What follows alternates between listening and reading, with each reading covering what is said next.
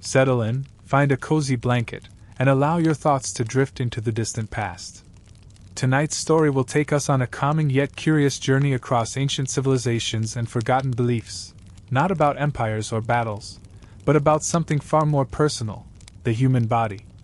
Long before microscopes, anatomy charts, or modern medicine, people tried to make sense of the strange and wonderful machine that carried them through life. Their skin, bones, blood, breath, and everything in between.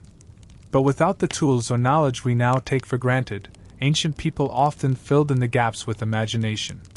Some believed that your brain was just cooling jelly with no real use. Others thought your stomach could wander around your body, or that your organs were powered by tiny winds. And let's not even get started on what they assumed about bodily fluids, or the role of the liver. These weren't just silly ideas. They shaped daily routines, diets, even how people treated illness or planned their futures. In this quiet exploration, we'll walk slowly through shadowy Egyptian temples, peer into dusty Greek scrolls, and listen to the whispered advice of Roman physicians. We'll drift through medieval lecture halls and ancient herbal markets, where healers passed down truths about the body that seem absurd today, but made perfect sense back then. And while we may chuckle at the idea that sneezing could release your spirit, or that dreams were caused by steam in your belly, we'll also gain a gentle respect for the human urge to understand, even when the answers are wildly off the mark. As we begin this slow, strange journey through some of the most unusual body-related beliefs in ancient history, I invite you to relax your shoulders, soften your breath, and simply listen.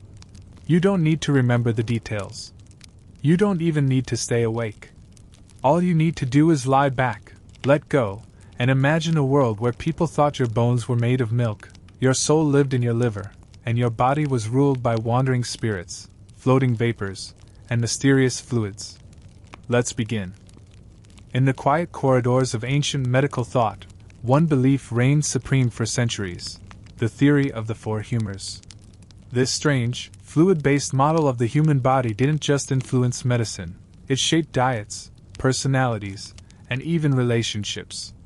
Long before anyone understood cells or bacteria, people in ancient Greece, Rome, and beyond believed that the human body was governed by four essential liquids sloshing around inside of you: blood, yellow bile, black bile, and phlegm.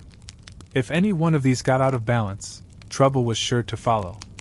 Illness, mood changes, and even bad dreams could all be blamed on one of these humors getting a little too bold. Let's start with where this idea came from. The theory of the four humors was largely developed by the Greek physician Hippocrates, sometimes called the father of medicine. But it was later expanded by Galen, a Roman doctor whose writings shaped Western medical thinking for over 1,000 years. According to them, the body was like a bubbling stew, and each person had their own special blend of the four key ingredients. Too much blood?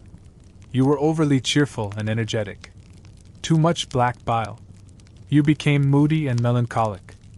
Yellow bile made you irritable and snappy, while phlegm left you sluggish and dull. This belief wasn't just a side theory, it became the foundation for diagnosing and treating almost everything. Feeling anxious? You must have too much yellow bile. Tired all the time? Blame your phlegm. Doctors would carefully observe the color of your skin, your mood, your appetite, even your dreams, and then try to rebalance your humors. How? Sometimes with herbs, sometimes with diet changes, and often with more aggressive techniques like purging or removing small amounts of blood. People genuinely believe that releasing a little blood from your body could cool your system down and make you less excitable.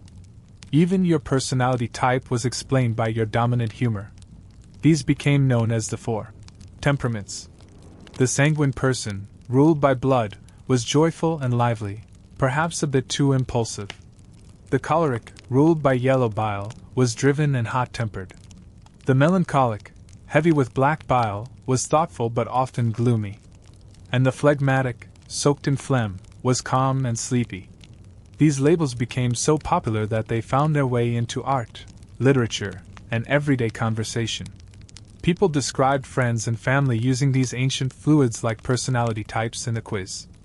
The balance of humors also shaped diet plans. A person with too much heat, like a choleric personality, would be advised to eat cooling foods like cucumbers or dairy. Someone with excess phlegm would be told to avoid moist foods and stick to dry bread or roasted meats. The food wasn't chosen based on nutrition, but on its supposed temperature and moisture level. Even the seasons were thought to influence your humors. Spring brought more blood, summer increased yellow bile, autumn stirred up black bile, and winter led to more phlegm. A sneeze in winter? That wasn't just a sniffle, it was your body's phlegm reacting to the cold. This belief system even influenced major life decisions. People consulted humor theory when planning a marriage, choosing a career, or deciding when to travel. A melancholic man might be advised to marry a sanguine woman to balance his gloom with her cheer. A choleric person might be warned not to become a soldier, as their hot temperament could boil over in battle. Astrology, too, got involved. Your birth sign could determine your humor balance, and thus your ideal lifestyle. Hygiene practices were also shaped by the humors. For example, bathing wasn't just about cleanliness. It was about balancing moistness and heat. A hot bath might be good for a phlegmatic person but dangerous for someone with too much blood. Doctors often warned against excessive washing, fearing it would weaken the body by upsetting the delicate balance of fluids. Sweat, they believed, was a way the body tried to cool down too much blood or yellow bile. So instead of treating a fever with rest and fluids, they might wrap you in blankets to sweat out the extra humor. Even emotions were thought to be tied to the humors. Laughter? That was blood at work. Weeping? Probably an excess of black bile. A hiccup? Maybe your phlegm bubbling up.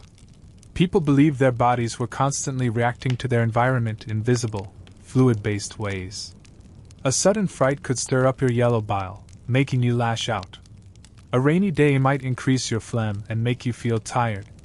No matter what was going on, mentally, physically, or emotionally, the answer lay in the fluids. This belief didn't fade quickly. In fact, the four humors remained the dominant explanation for human health and behavior throughout the Middle Ages and well into the Renaissance. Physicians in medieval Europe wrote entire manuals on how to adjust your life to your humors, what to eat, how to exercise, even how to breathe properly. Some even created detailed charts matching foods, seasons, emotions, and body types to the different fluids. One medieval doctor even claimed that the shape of your nose could tell you which humor ruled your body. Art and literature from this period are filled with references to the humors. Paintings would depict the four temperaments as different characters: the cheerful lover, the angry warrior, the sad scholar, the lazy dreamer. Poems and plays included characters who embodied one humor, often to exaggerated effect. If a character was constantly angry, you knew they had too much choler. If they were always crying, you guessed black bile. These ideas helped audiences understand the world through a lens they already believed in. And while all this may sound silly now, it's worth remembering how deeply these ideas were believed. People trusted the theory of humors the way we trust blood tests or X-rays. It gave them a way to understand the strange and unpredictable behaviors of their own bodies and minds. When your stomach ached or your mood shifted, you didn't feel lost, you felt informed. Your body was speaking to you in fluids, and it was your job, or your doctor's, to listen and adjust. Over time, of course, science began to chip away at the theory. Anatomists like Andreas Vesalius started studying real human organs, revealing a far more complex system than anyone had imagined. But the four humors didn't disappear overnight. They lingered in folk remedies, old sayings, and traditional practices.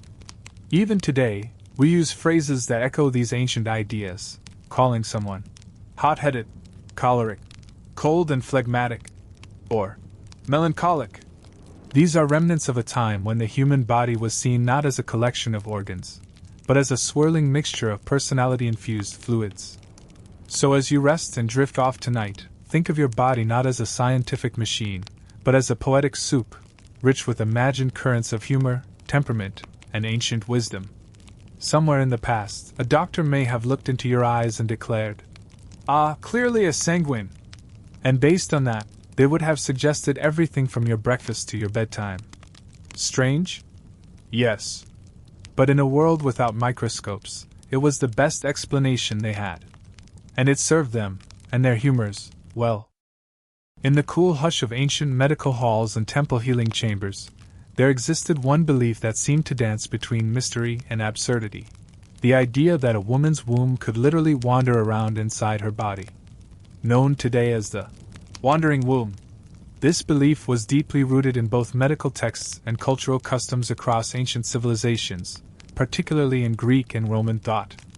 While modern readers may smile at the strangeness of such an idea, it was once taken very seriously, and it shaped how entire societies viewed women's health, emotions, and even spirituality. The earliest records of this belief come from ancient Egypt and Greece, where physicians noticed that some women experienced mysterious symptoms, shortness of breath, dizziness, fainting, nervousness, or sudden changes in mood. With no understanding of hormones, mental health, or the nervous system, these symptoms appeared puzzling. Rather than blame the brain or the heart, ancient healers believed the cause was a restless womb, an organ that, unhappy with its current location, would float around the body in search of moisture or comfort. If it moved too high, it could press on the lungs and cause breathlessness. If it shifted too close to the head, it could stir confusion, or even fainting spells. The Greek physician Hippocrates, one of the most influential thinkers of his time, was among those who documented this belief. He wrote about hysteria, a term derived from the Greek word hystera, meaning womb. According to Hippocrates, a woman's womb was a living creature with its own desires, capable of moving through the body like an animal. If it was not properly weighted down by pregnancy or marital activity, it could grow restless and begin to roam. This wandering, in turn, disrupted the balance of the body and spirit. The concept of the wandering womb was not just a medical theory, it became a lens through which women's experiences were viewed. If a woman cried without reason, grew anxious or irritable, or even expressed too much emotion, doctors might diagnose her with a misbehaving womb. If she had trouble speaking or seemed lost in thought, it was not seen as sadness or mental fatigue, but rather the womb drifting dangerously near her throat or brain. This idea reduced complex emotional and psychological experiences to the actions of one rebellious organ. Treatments for this supposed condition could be equally strange. Physicians believed the womb could be coaxed back into place using smells. Pleasant fragrances, like rose water, cinnamon, or warm oils, were applied to the lower part of the body to attract the womb downward. On the other hand, unpleasant odors, such as smoke or vinegar, were waved near the nose to drive the womb away from the upper body. In this way, scent became a guiding tool, like leading a wandering puppy back to its basket. In some cases, women were instructed to take steam baths infused with aromatic herbs or to wear perfumed poultices. Marriage and motherhood were also prescribed as cures. It was thought that regular activity within the womb, namely pregnancy and childbirth, would keep it content and stationary. This led to the cultural pressure for women to marry young and bear children often, not just for social reasons but for supposed medical health. The idea that an idle womb could lead to illness added an air of urgency to these expectations. As time went on, the theory was adopted and expanded by Roman physicians like Galen, who added that the womb could become dry or overheated if not properly cared for. He described it as having ligaments that, when loosened or dried, allowed the womb to travel more freely. This turned female anatomy into a sort of map, where internal organs were seen as untethered and unpredictable. The rest of the body, according to this theory, had to respond to the moods and movements of the womb, often with dramatic results. The wandering womb theory also made its way into medieval Europe, where it merged with spiritual beliefs. Some religious thinkers saw the symptoms as signs of moral or spiritual imbalance. That is, a woman's soul was being affected by her bodily disorder. In some cases, women showing signs of hysteria were not only treated by physicians but also by priests. They were prayed over or given rituals to restore harmony between their spirit and body. Unfortunately, these symptoms were sometimes misinterpreted as signs of possession or spiritual weakness. Despite being so widespread, the theory was never universally accepted. In the Islamic world, scholars like Avicenna challenged the idea, proposing that the brain and nervous system played a more central role in health and emotion. He still acknowledged that organs affected health, but he shifted the conversation toward more rational explanations. Still, in many parts of Europe and the Mediterranean, the belief in the wandering womb remained a central explanation for female ailments for over 1,000 years. This belief didn't only affect medical treatment, it also influenced how women were perceived in everyday life. Because the womb was seen as unpredictable and difficult to control, some people believed that women were naturally more emotional, more fragile, and less logical. These ideas, rooted in ancient medical theory, became woven into legal systems, religious teachings, and educational access. Women were often excluded from certain roles or decisions because their bodies were seen as unstable by nature. Interestingly, the idea of a moving womb shows how early medical thinkers tried to make sense of the invisible. They observed real symptoms, anxiety, fainting, mood swings, and tried to explain them without the benefit of modern science. In doing so, they created a story about the body that felt logical within their understanding of the world. And though their conclusions were incorrect, their curiosity reflected a deep desire to understand the human condition. In art and literature, the wandering womb appeared in various forms. Playwrights might describe a character's emotional outburst as a sign of womb trouble. Poets used the metaphor of internal movement to describe love, longing, or madness. Even in comedy, jokes were made about women's roaming parts, often with exaggerated or theatrical flair. These depictions reinforced the idea that the womb was both a source of life and a source of unpredictable drama. Over time, the wandering womb theory slowly gave way to more accurate understandings of anatomy and mental health. During the Enlightenment, as dissection and anatomical study became more common, physicians began to understand that the womb was fixed in place. Advances in psychology helped explain emotional changes in both men and women without blaming reproductive organs. But the legacy of the theory lingered, not just in the word hysteria, but in cultural attitudes that associated femininity with emotional unpredictability. Even into the 19th century, women who experienced anxiety, depression, or fatigue were often diagnosed with hysteria. They were given treatments ranging from rest cures to elaborate spa regimens, all based on the idea that their bodies were somehow misaligned or unstable. The original idea of a wandering womb may have faded, but the cultural shadow it casts remained long afterward. Today, looking back at this belief can spark both amusement and reflection. It seems almost magical, the idea of an organ with a mind of its own, gliding through the body and causing chaos. But it also reminds us how easy it is to mistake mystery for mischief when we don't yet understand the science behind something. The wandering womb theory wasn't just an error, it was a placeholder, a story ancient people told themselves while waiting for a better explanation. As you let your mind rest tonight, consider the quiet hum of your own body, stable, balanced, and not at all inclined to roam. Imagine a time when people lit scented herbs and waved them in the air, hoping to call an organ back to its rightful home. Imagine the ancient doctors with furrowed brows, sincerely trying to help, using the tools and knowledge they had. And remember how far we've come, thanks to centuries of curious minds, and a few wandering theories along the way. It may be difficult to imagine today, but for much of ancient history, people believed the brain had very little to do with thought, emotion, or decision-making. In fact, some of the most respected thinkers of the ancient world believed the brain was simply a cooling system, a kind of sponge to chill the hot vapors of the heart. The true center of human life, they believed, was not in the head at all, but in the chest. The heart, warm, pulsing, and alive, was thought to be the source of all feeling, thought, and even personality. And the brain? Just a passive lump of moist tissue, useful only for managing body temperature or producing mucus. This idea was especially strong in ancient Egypt, where one of the most fascinating medical traditions developed. Egyptian embalmers, those responsible for preserving the dead, were meticulous in removing certain organs during mummification. The lungs, liver, stomach, and intestines were carefully removed and stored in special jars. The heart was considered the most important organ of all, the seat of intelligence and emotion. It was often left inside the body or treated with special care. But the brain? It was typically discarded. In many cases, it was pulled out through the nose using long hooks and simply thrown away. To the Egyptians, the brain was a soft, unimportant substance with no spiritual or intellectual value. The Egyptians believed that the heart was the source of thought and memory. When a person passed into the afterlife, it was their heart that was weighed against a feather to determine the worthiness of their soul.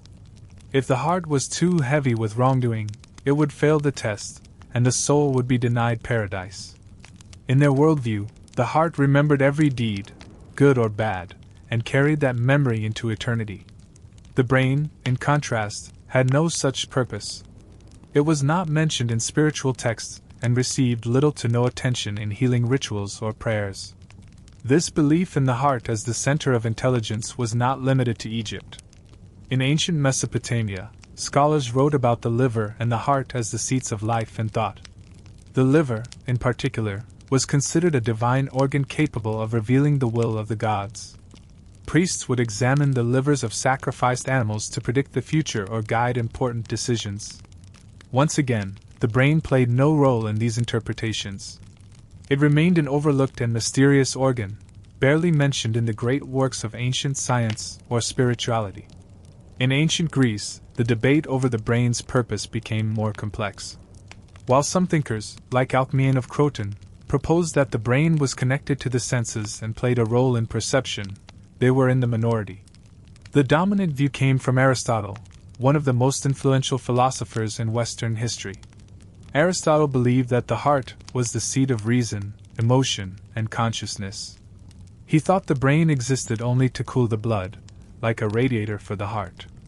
Its cold, moist nature was seen as balancing the fiery, energetic heart.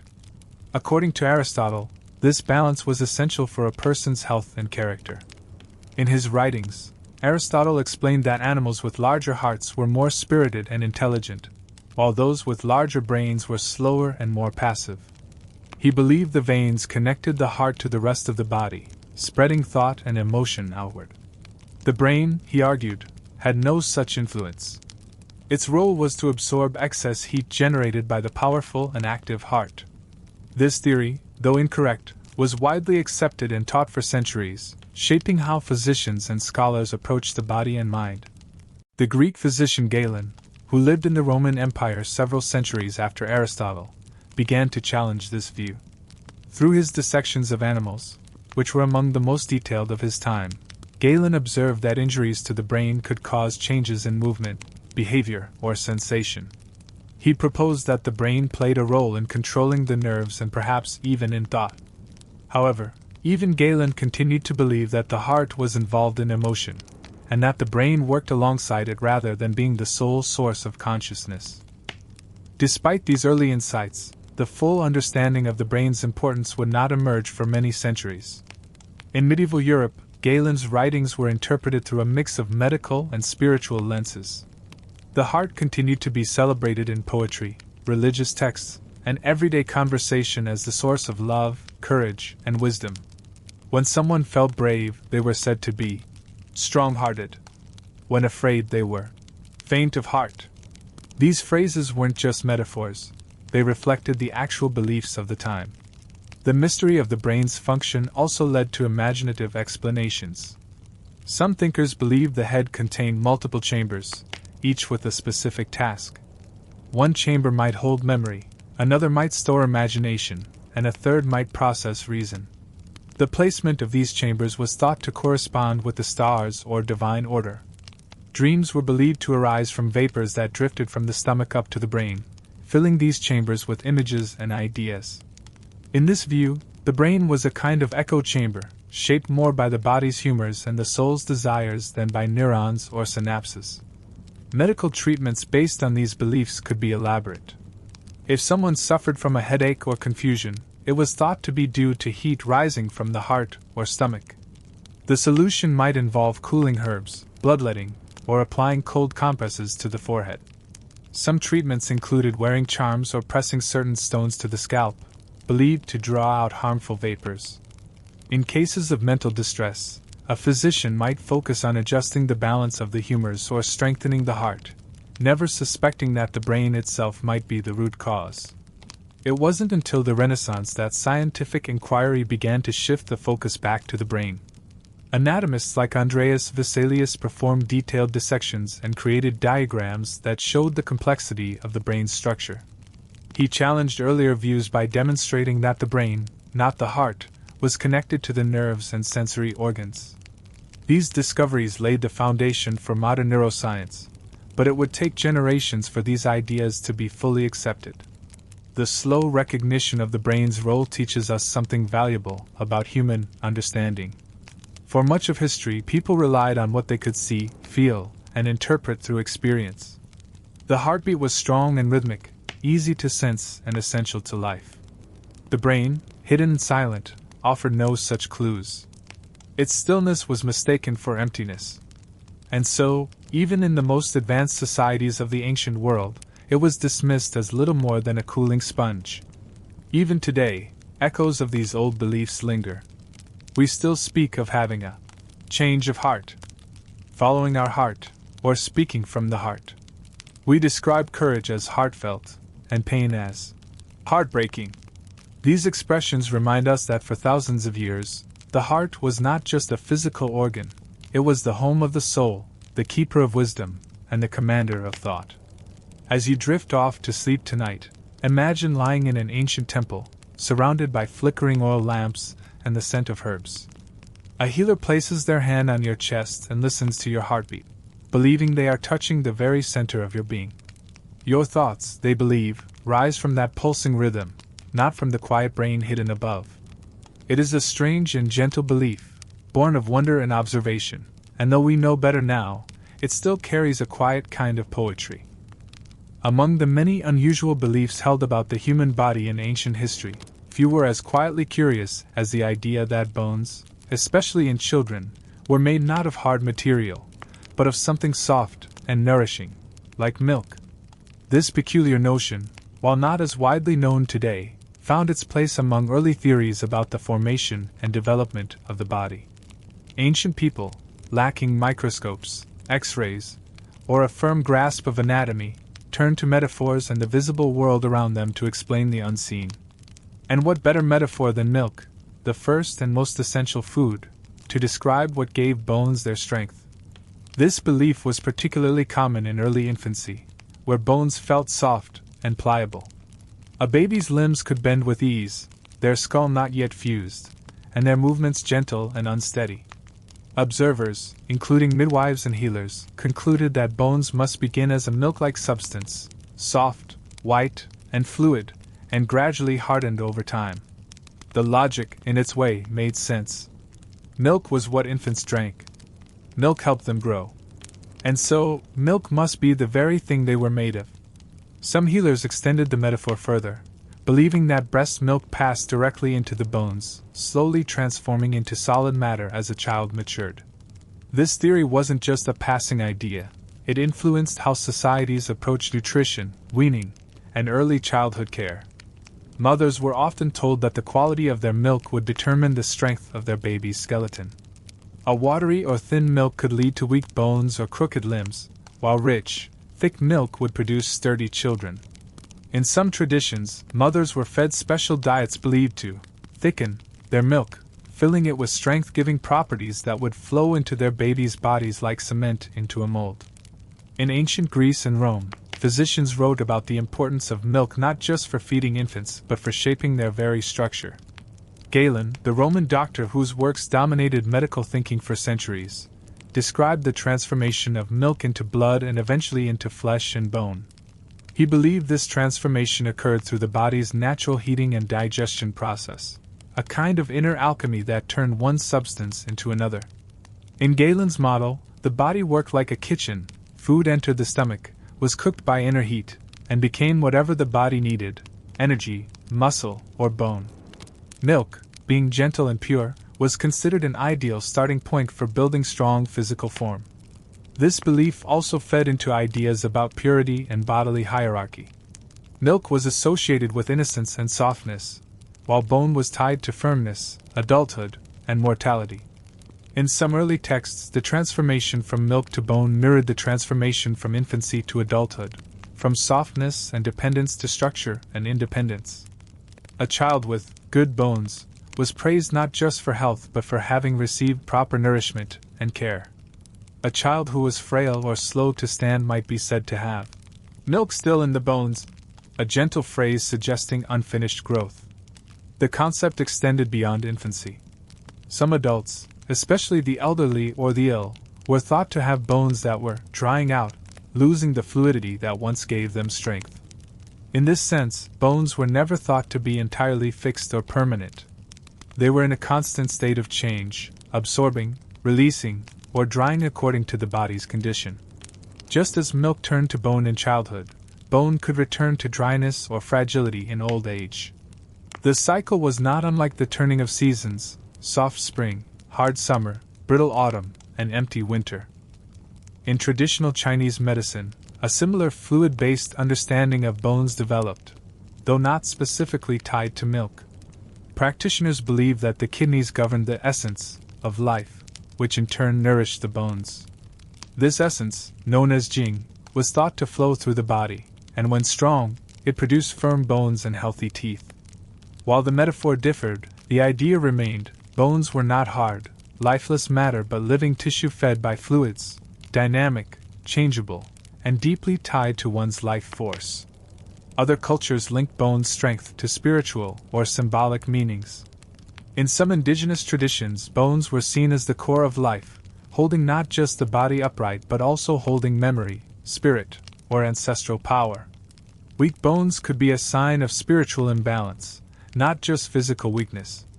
In these cases, bone healing rituals involved more than just food. They included songs, dances, and herbal treatments meant to restore balance and flow within the body. The association between milk and bones also appeared in religious and mythological imagery. In some ancient texts, the creation of humanity was described using white, milky substances, the building blocks of life. Gods were said to breathe life into clay, and sometimes that clay was mixed with milk to symbolize purity and creation. In other stories, bones were created from divine liquids, reinforcing the belief that bodily structure arose from sacred sources. These stories often blurred the line between science and symbolism, offering poetic explanations for physical realities. This blending of metaphor and medicine could be seen in how children's bodies were treated. For example, if a baby had bowed legs or an uneven gait, caregivers might wrap the limbs tightly or shape the body with swaddling, believing they were molding the milk-like bones into proper form. In some cultures, binding the head or limbs was common practice, not just for aesthetic reasons but to guide the shape of the bones as they hardened. The logic was that if bones started soft, they could be directed into a more desirable shape before becoming fixed. As children grew, the expectation was that bones would dry and set. This language revealed how ancient people imagined bones not as static structures but as part of a living, changing landscape. A person who grew tall and straight was seen as having successful bone development. Those who remained hunched, short, or slow to grow were believed to have experienced some disruption in their bodily fluids, perhaps weak milk, poor digestion, or imbalance in the humors. This emphasis on fluid transformation also led to dietary advice that seems odd by today's standards. In some societies, foods that were white, soft, or moist were believed to nourish the bones. Rice, cheese, and thickened broths were all praised for their supposed bone-building properties. In medieval Europe, bone broth was considered especially powerful, a warm, nourishing food that would return strength to tired limbs and aging frames. The belief wasn't just about nutrition, it was a form of symbolic medicine, where consuming bones in liquid form was thought to restore one's own skeletal vitality. Of course, as time went on and scientific understanding improved, the metaphor of milk turning into bone began to fade. With the advent of anatomical study, especially during the Renaissance, physicians began to observe the actual formation of bones, from cartilage in the womb to calcification through childhood. They noted the role of minerals like calcium and phosphorus and understood that bones were not made of milk but rather hardened tissues supported by blood and nutrients. Still, the poetic language lingered.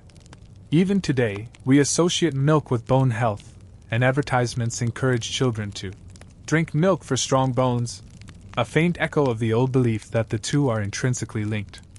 Looking back, it's easy to see how the soft, rich symbolism of milk gave comfort and clarity to ancient caregivers.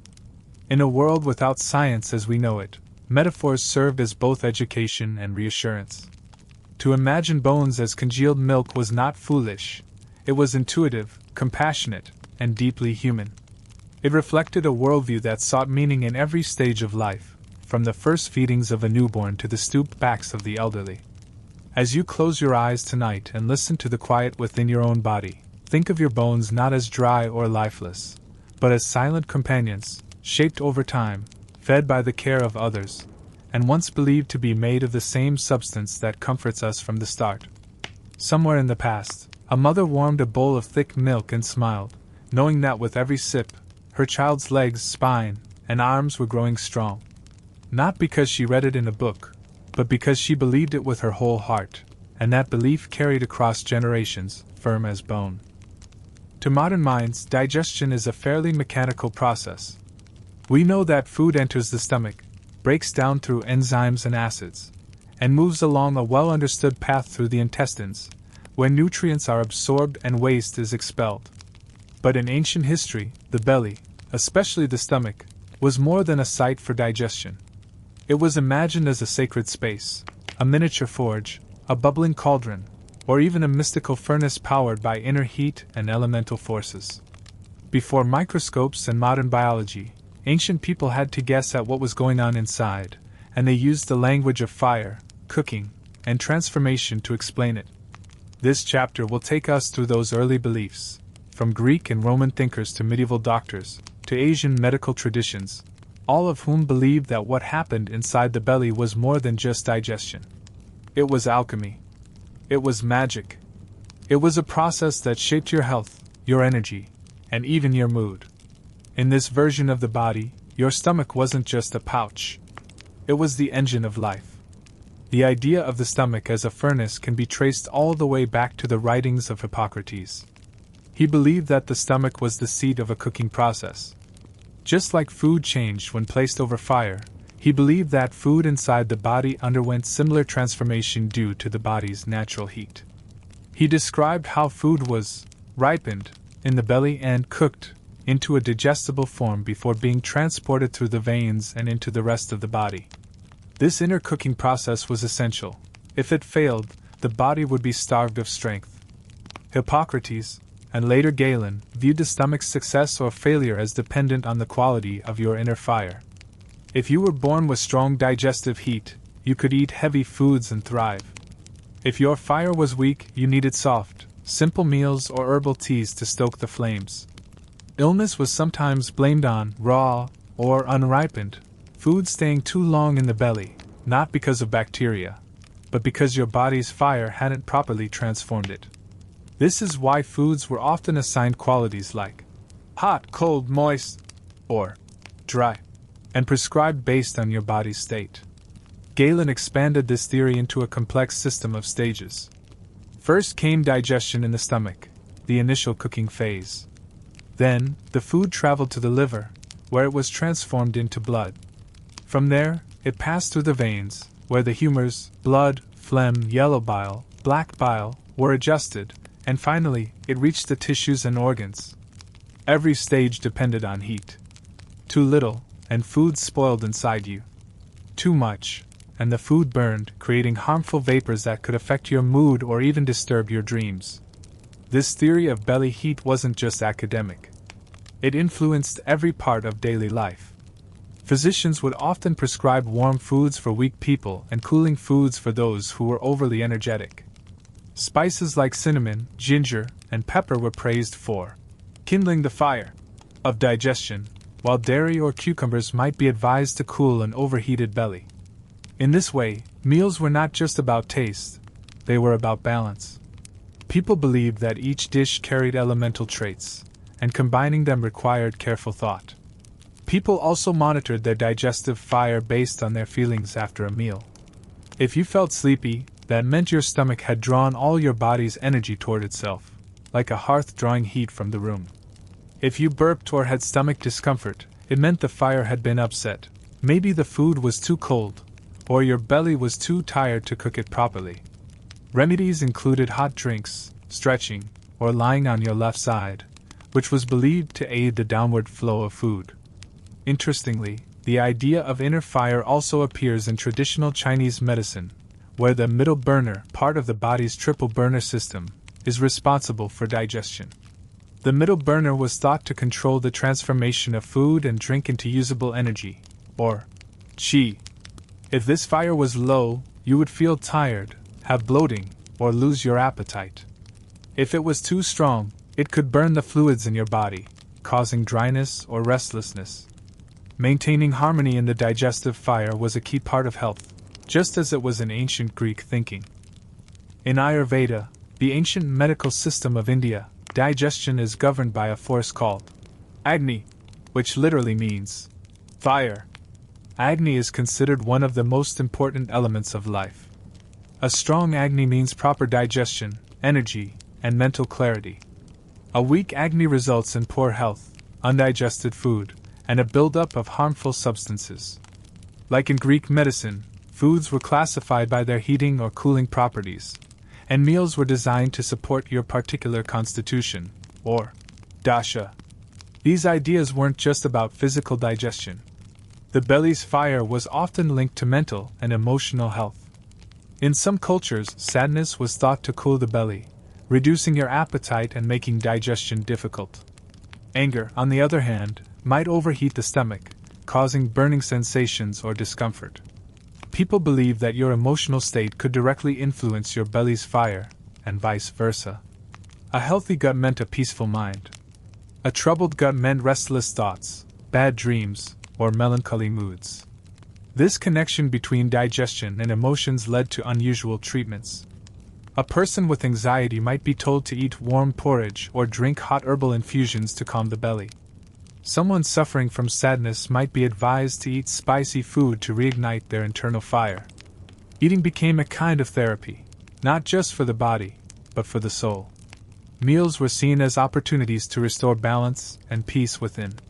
The imagery of fire inside the belly also appeared in storytelling and religion.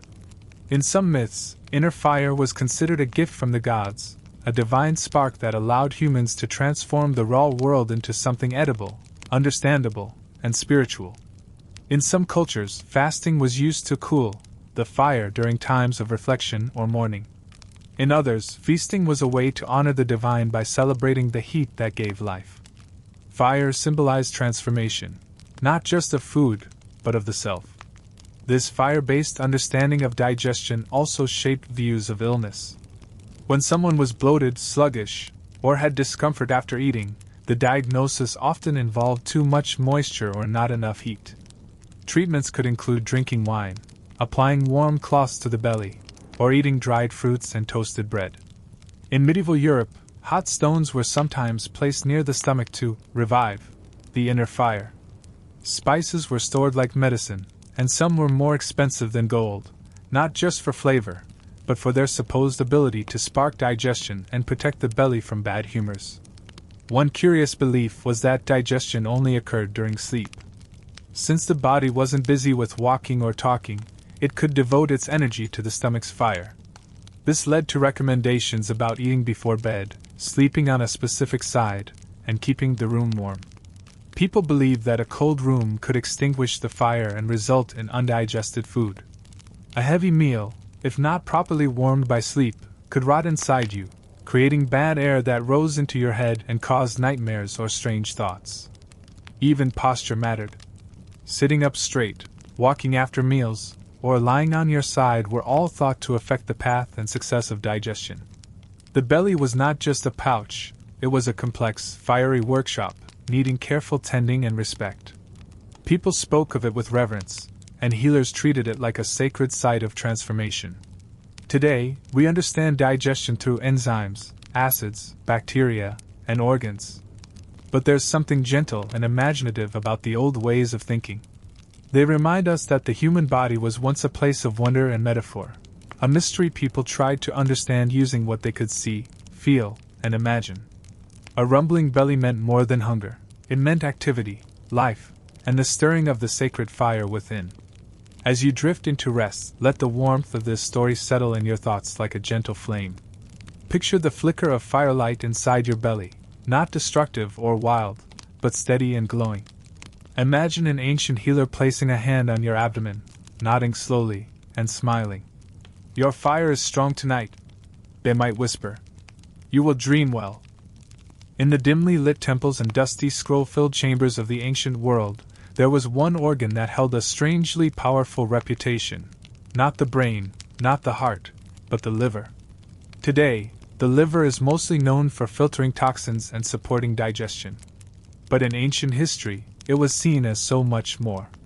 To many early civilizations, the liver wasn't just a vital part of the body, it was the throne of the soul, the command center of emotion, the interpreter of divine will, and even the tool for predicting the future. From Mesopotamia to Greece, and through to medieval Europe, the liver was revered with a kind of quiet awe, wrapped in both medical and mystical meaning. Our story begins in ancient Mesopotamia, in the lands between the Tigris and Euphrates rivers, where cities like Babylon, Ur, and Nineveh once thrived. The priests and diviners of these early cultures believed that the gods communicated through signs embedded in nature, in stars, in weather, and especially in the bodies of animals. Among the most important of these bodily messages came from the liver. When a priest performed a ritual sacrifice, usually of a sheep, he would carefully remove the liver and examine its surface, its shape, its color, and any unusual marks. This practice, called hepatoscopy or liver divination, was one of the most respected and systematized forms of fortune-telling in the ancient world. Why the liver? Partly because it was large and complex, with visible lobes and features that could be interpreted like a map. But also because it was believed to be the seat of life itself, the organ that held the soul. Mesopotamians thought that the divine essence of a living creature was stored in its liver, and by examining it, one could learn about the future, uncover hidden truths, or gain favor with the gods. Special clay models of livers have been discovered, covered with inscriptions showing how to read different signs. These weren't primitive guesses. They were part of a highly detailed system, taught through generations of priestly schools. The liver's importance wasn't just about divination. In medical thinking, the liver was believed to be the origin of blood, which was considered the most important of the body's four humors. Without the liver producing blood, the body would fail. Ancient physicians taught that food, once digested in the belly, traveled to the liver to be turned into blood, which then nourished the body. A strong liver meant strong life. A weak, or overheated, liver could lead to a wide range of issues: fatigue, irritability, and poor complexion. People were even diagnosed with liver melancholy, a term used for sadness or low energy that was thought to arise from imbalances in this crucial organ. In ancient Egypt, too, the liver was held in high regard. During mummification, the liver was one of the organs carefully preserved and placed in its own sacred jar. This act reflected the belief that the liver, like the heart, had spiritual significance. While the heart was weighed to judge moral worth in the afterlife, the liver was still protected and respected. Egyptian prayers and spells sometimes included references to the liver as a source of inner strength or emotional well-being. It was not an organ to be ignored or discarded. As we move forward in time to ancient Greece, we find the philosopher and physician Galen once again expanding on earlier ideas.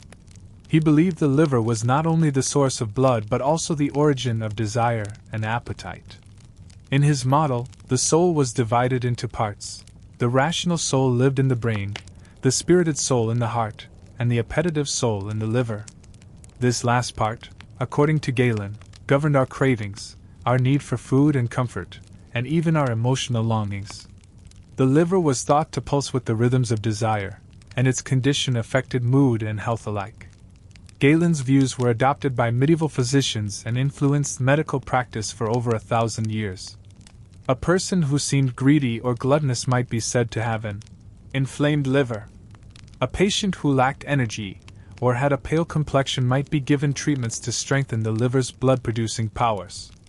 Tonic herbs, wines, and warming foods were prescribed to cleanse or nourish the liver, restoring its power to maintain the body's internal harmony. The liver, after all, wasn't just a filter, it was the body's kitchen, workshop, and emotional furnace all in one. This belief also extended to the emotional realm. Many ancient thinkers tied feelings of joy, anger, and sadness directly to the condition of the liver.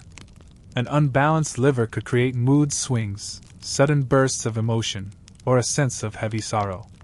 Just as the heart was seen as the home of courage or love, the liver was believed to be the dwelling place of deeper urges, the quiet whispers of longing, memory, and sorrow that stirred just beneath the surface of daily life.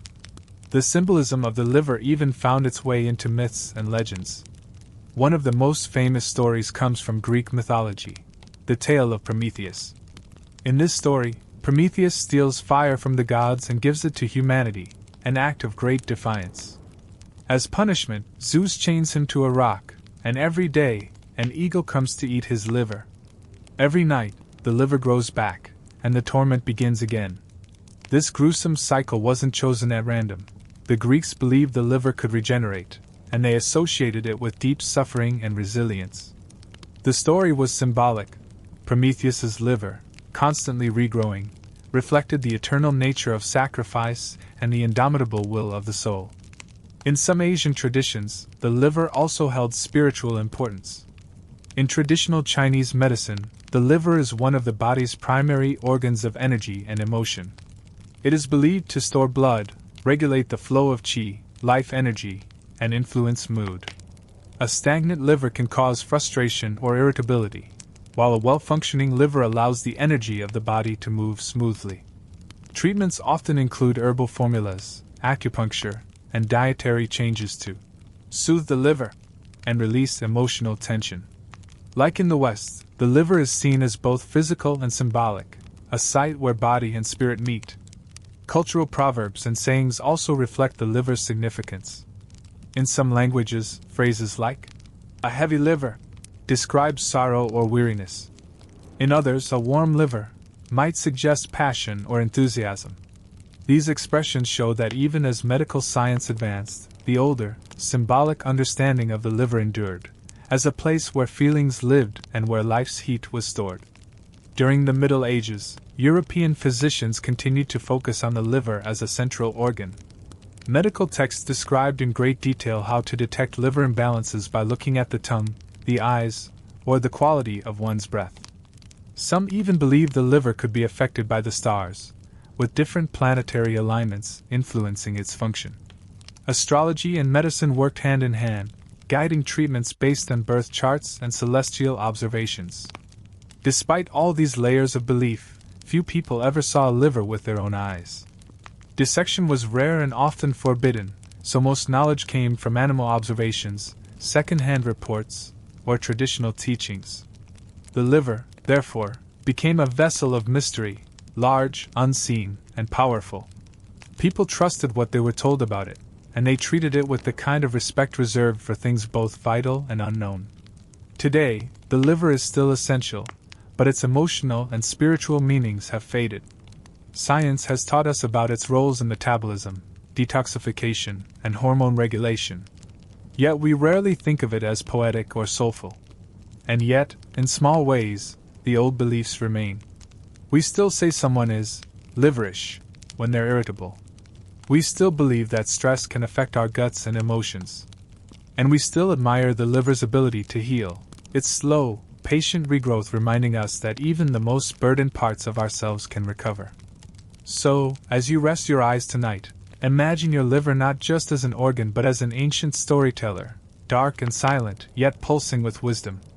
Picture it nestled quietly beneath your ribs, doing its sacred work, just as it has for millennia. Feel its steady warmth, its hidden strength, and let your thoughts drift through the centuries, back to temples, scrolls, and sacred sheep, where people once believed that within that single organ lived not just life, but the very soul itself. Take a deep breath. Feel the gentle rise of your chest and the quiet exhale that follows.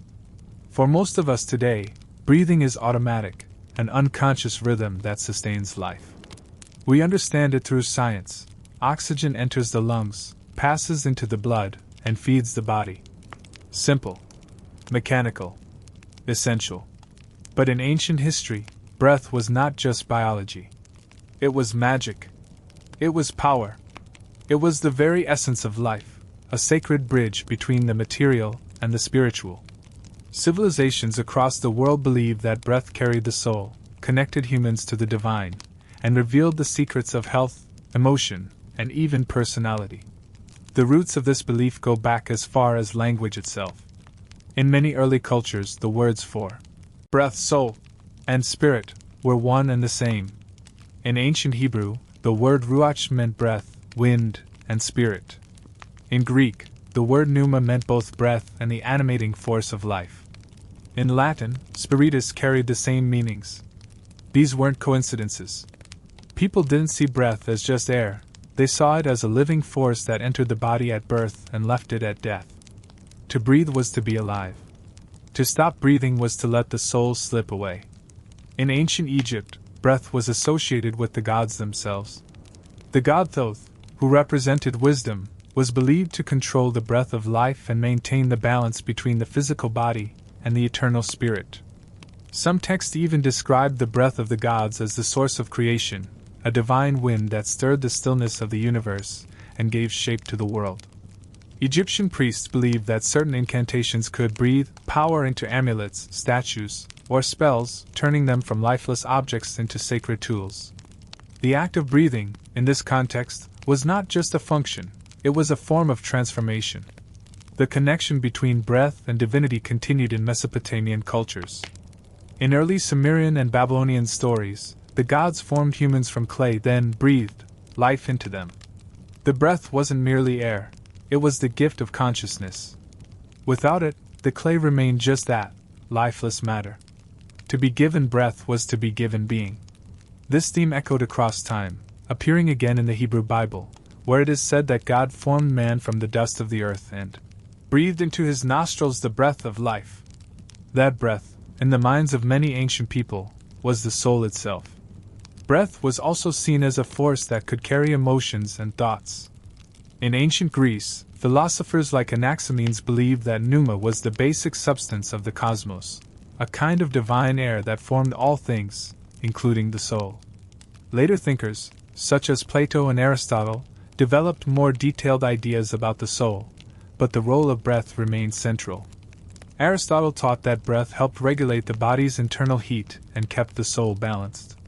He believed that the heart was the center of thought and emotion, and breath helped cool it down. Without breath, the heart would grow too hot, and the soul would become unstable. In Roman medicine, Galen proposed that breath played a key role in distributing the vital spirits, invisible forces that controlled life functions. These spirits were thought to travel through the blood and nerves, powered by the air drawn into the lungs. According to Galen, there were three kinds of spirits: the natural spirit from the liver, the vital spirit from the heart, and the animal spirit from the brain. Breath was responsible for activating and spreading these spirits throughout the body. The lungs were not just sacs of air, they were gateways for the divine essence of life. In traditional Chinese medicine, breath was equally sacred. Known as qi, this life force flowed through the body's meridians, or energy channels, and was closely linked to the air we breathe. Breathing exercises, or qigong, were developed to strengthen and balance this inner energy. Practitioners believed that shallow, uneven breathing could cause illness, while deep, mindful breathing could restore harmony. Breath, in this context, was both physical and spiritual. It moved the blood, calmed the mind, and connected the body to the heavens. Some believed that the breath could be trained to extend life, or even lead to enlightenment. Ayurvedic medicine, too, saw breath as more than oxygen. The term prana referred to the vital life force carried by breath, moving through the body's subtle channels, or nadis. Yogic traditions developed complex breathing techniques, or pranayama, designed to control this energy. By manipulating the breath, practitioners believed they could influence their health, emotions, and spiritual awareness. Each breath was a thread connecting the self to the cosmos, a rhythm that mirrored the heartbeat of the universe. Because breath was seen as so powerful, it became central to many rituals and healing practices. In some cultures, a healer would breathe onto a wound or into the face of the sick to share their own life force. Sacred texts might be recited in a single breath, believed to carry more power. Even the final breath of a dying person was considered important. It was thought to release the soul and send it on its journey to the next world. In some traditions, witnesses would pause and hold their own breath in reverence as a soul departed. Breathing was also deeply tied to emotion.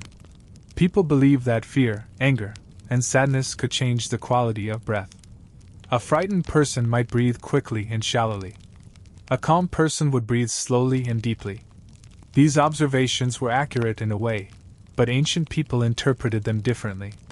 They thought that emotions lived in the breath, and when someone breathed differently, it was a sign that their soul was stirred.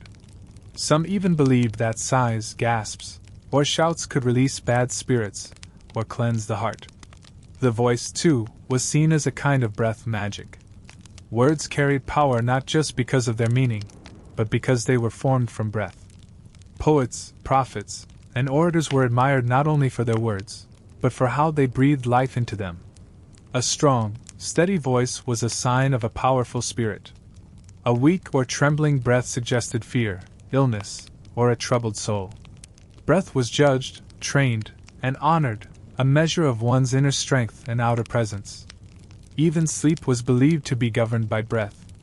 Ancient people thought that during sleep, the soul traveled outside the body, connected by a thin thread of breath. If the breath was disturbed, the soul might lose its way, leading to nightmares or unrest. That's why many bedtime rituals involved calming the breath, using herbs, prayers, or gentle music to steady the rhythm of the chest and guide the soul into peaceful rest. A smooth breath meant a smooth journey. A troubled breath might cause the soul to wander into shadowy realms. Over time, scientific understanding began to separate breath from spirit. Anatomists discovered the lungs, the diaphragm, and the mechanisms of gas exchange. Oxygen and carbon dioxide replaced pneuma and prana. Machines were built to measure breath, and breathing became a subject of biology, not philosophy. But the old beliefs never fully vanished. Even today, we say things like, "Catch your breath, take a breather," or "Breathe easy." We use breath to calm ourselves, to focus, to pray, to sing, to celebrate life, and to mourn its passing. In yoga, meditation, and mindfulness, the breath still serves as a bridge, a quiet guide back to presence and peace. As you lie still tonight, feel the soft rhythm of your own breath. Imagine what ancient people must have felt, watching a baby take its first breath, or listening to the final exhale of an elder. They saw mystery in every inhale, and meaning in every exhale. To them, breath was a whisper of the divine, a sign of life's sacred spark. And maybe, just maybe, they weren't entirely wrong.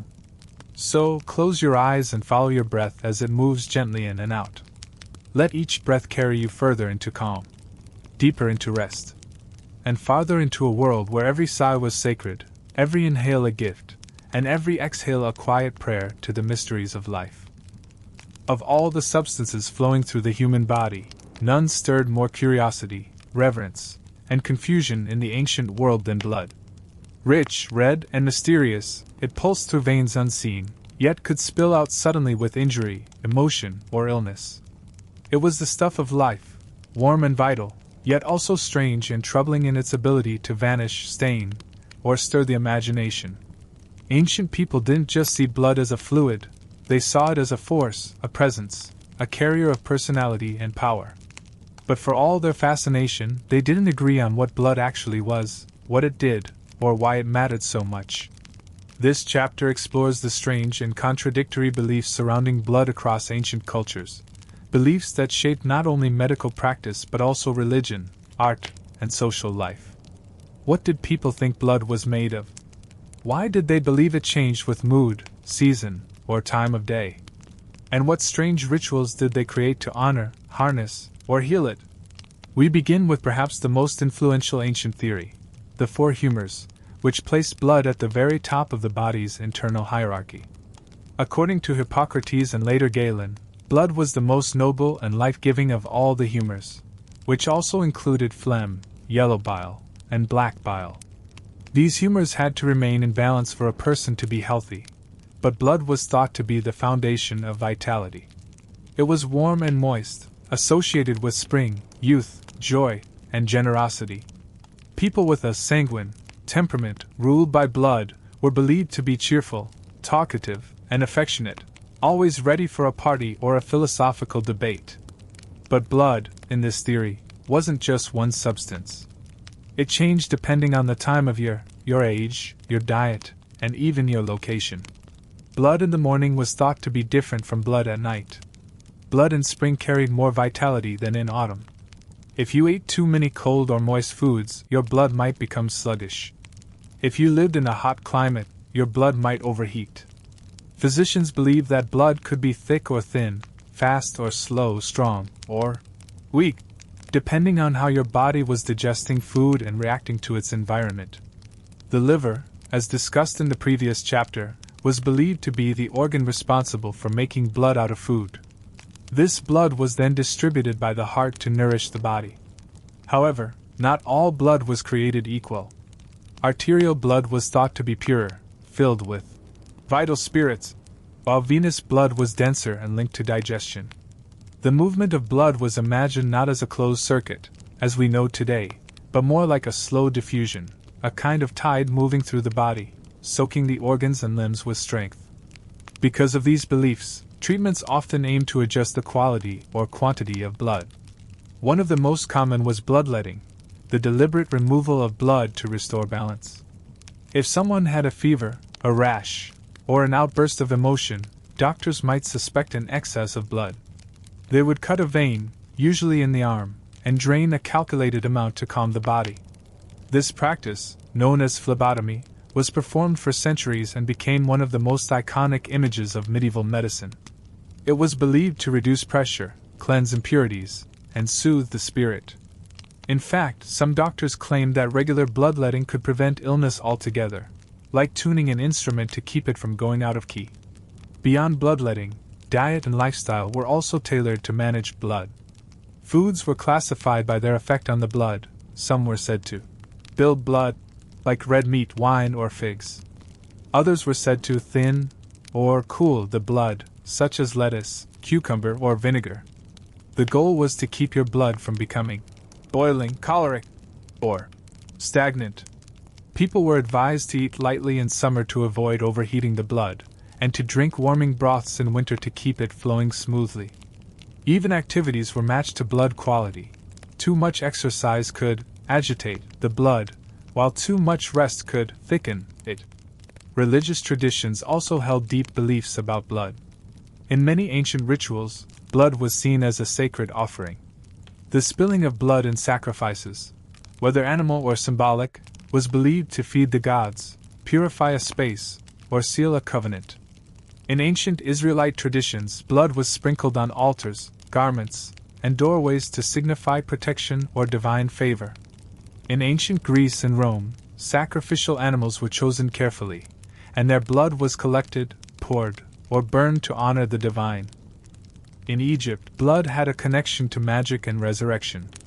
Some spells mentioned the blood of Isis, or blood of Ra, used symbolically in potions or charms. In the Book of the Dead, the red color of blood was often linked with life and rebirth, and some amulets were made in deep red stones like carnelian to channel this power. Blood, to the Egyptians, was not just a bodily fluid, it was a symbol of continuity, an essence that could pass from one life to another. In many cultures, blood was also believed to carry memory, identity, and kinship. The phrase bloodline comes from this idea that your blood contained not just your physical self but the history of your ancestors. In Rome, noble families prided themselves on their pure blood, and marriage alliances were carefully arranged to maintain it. In other societies, blood oaths were used to form bonds stronger than words. People might cut their palms and press them together, believing that mixing blood united them spiritually. In some warrior cultures, drinking a drop of another's blood was thought to transfer their strength or courage. Not all blood was viewed equally, though. Women's menstrual blood, for example, was often misunderstood and feared. In some ancient texts, it was described as a form of excess, a way for women to purge extra blood that their bodies didn't use. This led to numerous taboos. Some believed that a menstruating woman could wilt crops, spoil wine, or dull weapons simply by touching them. Others saw it as a source of mystical power. In certain magical traditions, menstrual blood was used in spells or rituals meant to influence love, fertility, or fate. The dual view of blood, sacred and dangerous, nourishing and frightening, ran deep through ancient thought. Even dreams involving blood were considered meaningful. A person who dreamed of bleeding might be said to have unresolved worries or be about to lose something. Dreaming of drinking blood could mean strength was coming, or that one was absorbing someone else's essence. Interpretations varied widely, but blood always symbolized something vital, something more than just a physical substance. It was the liquid of life, and to dream of it was to be touched by something important. Strangely enough, even laughter and tears were sometimes thought to originate in the blood. The ancients believed that emotion stirred the blood in different parts of the body. Joy, for instance, might lighten the blood and draw it upward, creating a feeling of elation. Sadness could cause blood to settle and feel heavy, producing weeping. Anger boiled the blood, pushing it outward into the limbs, face, or fists. These metaphors led to treatments that aimed to cool the blood with herbal tonics or to relieve pressure through massage or hot baths. Eventually, scientific advances began to unravel these theories. The closed circulatory system was discovered in the 17th century by William Harvey, who showed that blood moved in a loop, pumped by the heart through arteries and veins. This marked a huge shift in understanding. Blood was not a pool or tide, but a moving river. Yet even after this discovery, old beliefs clung on for generations, particularly in rural areas or among traditional healers. Today, we understand blood as a mix of cells, plasma, oxygen, and nutrients, a marvel of biology and chemistry. Yet we still speak of bad blood between people, or of something being in the blood, or of someone having blood on their hands. These phrases remind us of an older worldview, when blood was thought to reveal character, history, guilt, or fate. So as you breathe softly and feel your own heartbeat tonight, remember how much mystery once surrounded that steady pulse. Imagine an ancient physician placing a hand on your wrist, eyes closed, sensing your future in the rhythm of your blood. Picture a priest catching the blood of a sacrifice in a golden bowl, lifting it skyward as a gift to the gods. And consider the simple truth that has always remained, that blood, strange as it seemed, was always believed to be life itself. In the gentle hum of our modern lives, it's easy to forget just how recently we came to understand the brain as the control center of the body. Today, we think of the brain as the seat of thought, memory, creativity, and consciousness. But for thousands of years, this gray, silent organ inside the skull was dismissed, or misunderstood entirely. Ancient people didn't look to the brain to explain thinking or feeling. They looked to the heart. The heart pulsed visibly and powerfully, thudding in your chest when you ran, raced with joy, or pounded in fear. It seemed to respond to emotion. The brain, meanwhile, sat quietly in its bony case. It didn't move. It didn't bleed if you stubbed your toe. It didn't flutter when you were in love. So ancient thinkers, even the great ones, assumed that the brain must be something else entirely.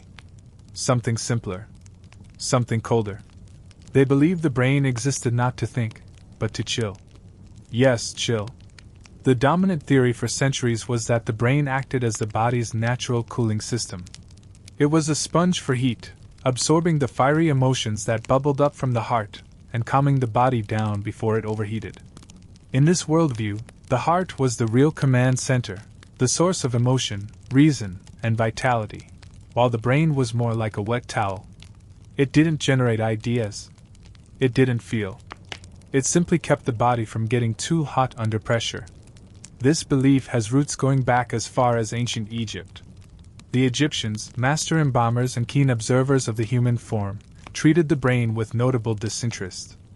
During the mummification process, they carefully preserved organs like the liver, stomach, and intestines, which were believed to have spiritual importance. But the brain? It was removed with a hook tool through the nose and discarded. In many cases, it wasn't even mentioned in medical texts. The heart, however, was revered. It was left inside the body, or stored in a special container, and believed to be the seat of the soul, memory, and personality. The Egyptian Book of the Dead describes how the heart was weighed in the afterlife, a measure of one's virtue and truthfulness. The brain? Nowhere in sight. Greek thinkers followed a similar path. Aristotle, one of the most influential philosophers in history, wrote extensively about the human body. He taught that the heart was the center of sensation and thought. It moved. It reacted. It generated warmth. The brain, by contrast, was pale, cold, and motionless. Aristotle believed it existed to cool the blood. It was a balance, fire and ice. The heart produced the heat of emotion and reason, and the brain absorbed any excess, keeping the body from boiling over. He even noted that animals with larger brains, like elephants, were generally calmer and slower, which seemed to support the theory. To be fair, Aristotle wasn't being foolish. He was observing the world with the tools he had. When someone blushed, their chest and face grew warm, not their forehead. When someone panicked, their pulse jumped. He felt those things in the heart, not the brain. And because the brain didn't produce any immediate sensations, he reasonably concluded that it had no active role in thinking. The brain as cooler theory continued for centuries. In the Roman world, Galen, a physician whose writings influenced medical thought for over 1,000 years, challenged some of Aristotle's ideas. Galen performed dissections and noticed that damage to the brain could affect movement or sensation. He proposed that the brain was involved in controlling the body's functions through the nerves. However, even Galen still assigned the soul's emotional and reasoning powers to the heart and liver. The brain, in his system, was responsible for distributing a specific kind of spirit, the animal spirit, which helped with sensation and movement, but not with deeper thought. Even as physicians gained a better understanding of the body, the idea of the brain as a thinking organ was slow to take root. In medieval Europe, medical texts still referred to the heart as the seat of the soul. Artists painted the heart as the symbol of love, thought, and courage. Religious scholars debated the moral implications of the heart's intentions. Nobody wrote sonnets about the brain. The lack of visible activity in the brain didn't help. The heart could be felt. It could race or stop. The brain simply sat there, soft and gray. It looked unimpressive. Some physicians even argued that its texture, spongy and wet, proved that it wasn't fit for thinking. It was too soft to hold ideas. Ideas needed firmness, passion, fire, all qualities associated with the heart. As the centuries passed, the symbolic role of the heart only deepened. In literature, the heart became the metaphor for everything human. A brave knight had a lion's heart. A loving mother had a tender heart. Even today, we say someone is broken-hearted or kind-hearted. These phrases are the remnants of an ancient belief that the heart is who you truly are. It wasn't until the Renaissance that the brain began to take center stage. Scholars like Andreas Vesalius began dissecting human bodies and drawing detailed anatomical maps. They noticed that nerves connected the brain to every part of the body, not the heart. They saw how the spinal cord extended from the brainstem, sending signals down into the limbs.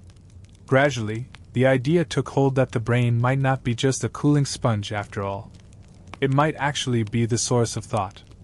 But even with this growing evidence, cultural attitudes lagged behind.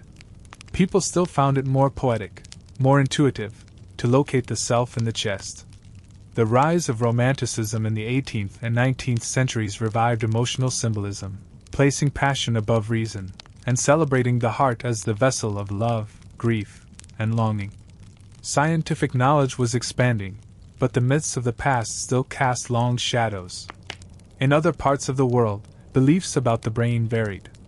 Traditional Chinese medicine recognized the brain as an important organ but focused more on the heart's connection to consciousness. The heart housed the shin, or spirit, which governed awareness, sleep, and emotions. In Ayurvedic medicine from India, the mind was not located in a single organ.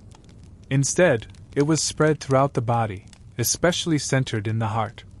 This distributed view of consciousness still echoes in modern holistic healing, where emotions are treated as both mental and physical experiences. One fascinating relic of these old beliefs is how emotions were linked to temperature. Anger was hot. Sadness was cold. Passion was fiery. Calmness was cool-headed. These phrases reflect a time when people believed the brain existed to regulate the temperature of the soul. If you were too hot-blooded, the brain would calm you. If you were too cold, perhaps the brain had lost its spark. Even illness was described in terms of heat and cold. A fever might be caused by boiling blood, while depression was a coldness of spirit. In a way, these ancient ideas weren't entirely wrong. The brain does play a role in regulating body temperature through the hypothalamus. It also does manage emotional responses, store memory, and guide decision-making. But the emotional truth that people felt, that the heart was central to life, wasn't just based on error. It was based on experience. When they grieved, their chests ached.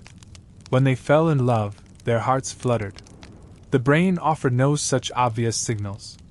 And so it was overlooked, a quiet ruler hidden behind bone and mystery. As science progressed into the Enlightenment and modern era, the brain finally took its rightful place as the control center of the body. Neuroscience revealed its intricate network of neurons, synapses, and chemical messengers. Brain scans showed how thoughts lit up different regions of the cortex. We learned that our sense of self, our memories, our dreams, and our identities were all housed in this 3-pound organ.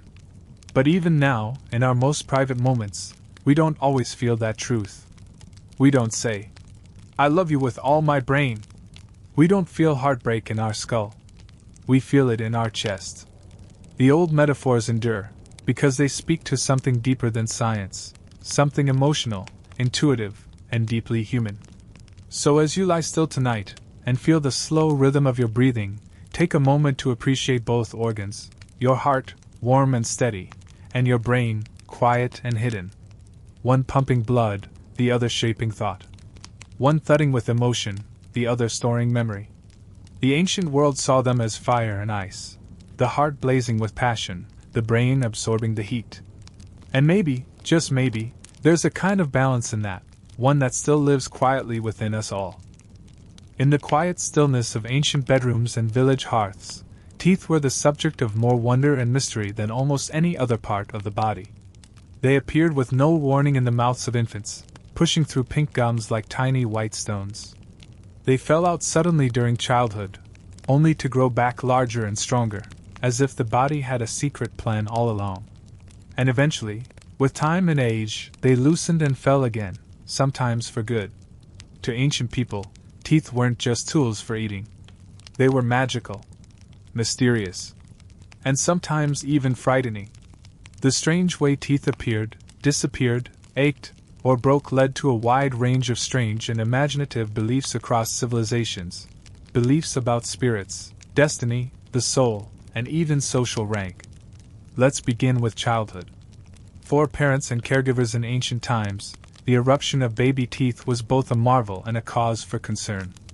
In ancient Egypt, early writings describe the arrival of baby teeth as an event influenced by divine timing. Some believe that if a baby's teeth arrived too early or too late, it was a sign of imbalance, perhaps a problem in the child's spirit, or a warning of future temperament issues. Teeth that arrived too early were especially unsettling. In rare cases, newborns were even born with teeth already present. These unusual births were recorded in Egyptian scrolls and later in Roman texts. Some cultures saw it as a sign of future greatness. Others feared it marked the child as cursed. In parts of ancient Greece, it was believed that the first tooth a child lost needed to be handled with care. Some families buried it under the floor of the home, or in a nearby field to prevent spirits from stealing it. Others offered the tooth to household gods or spirits in exchange for protection. It was thought that teeth held a piece of the child's essence, a sliver of their growing soul, and if handled improperly, it could cause restlessness, illness, or bad dreams. In later traditions, this practice evolved into the familiar tooth fairy concept, but the early origins were far more serious and spiritual. The pain of teething also led to many strange remedies. Without modern medicine, parents turned to herbal pastes, cooling stones, or magical charms to soothe the discomfort. In medieval Europe, it was common to place small beads of amber around a child's neck, believing that the stone's warmth could ease gum pain. Some communities even whispered protective spells over a teething child, or rubbed their gums with mashed figs, blessed oils, or chewed bread. In some rural areas, people believed that if a child's tooth was pulled too early, it could confuse the body and cause a second row of teeth to grow in its place, creating what they called wolf teeth, feared as a mark of wildness. Stranger still were the beliefs about adult teeth. In ancient Chinese medicine, teeth were connected to various internal organs. A rotting or aching tooth wasn't just seen as a problem of the mouth, it was a sign of deeper disharmony. The upper front teeth were believed to be tied to the kidneys, while the molars were linked to the stomach and spleen. If someone lost a tooth suddenly or experienced unexpected dental pain, a healer might treat their digestion or kidney function, assuming the problem began elsewhere. There were even instructions in ancient Chinese texts for reading a person's overall health based on the color, shape, and firmness of their teeth. In the Greco-Roman world, Galen and his followers believed that teeth were naturally formed from the bones but hardened in a special way, giving them unique durability. However, they also taught that bad teeth were a sign of imbalance in the humors, especially phlegm. Too much moisture in the body, they said, would cause the teeth to rot, loosen, or fall out. Treatments included gargling with wine, chewing bitter herbs, or applying crushed minerals to the gums. Mouthwash, in those days, wasn't minty. It might include salt water, vinegar, or even ash from burnt animal bones, believed to strengthen the teeth and dry out excess humor. In ancient India, Ayurvedic traditions also focused heavily on oral health, with an emphasis on oil pulling, swishing sesame or coconut oil in the mouth to draw out impurities and balance the dashas.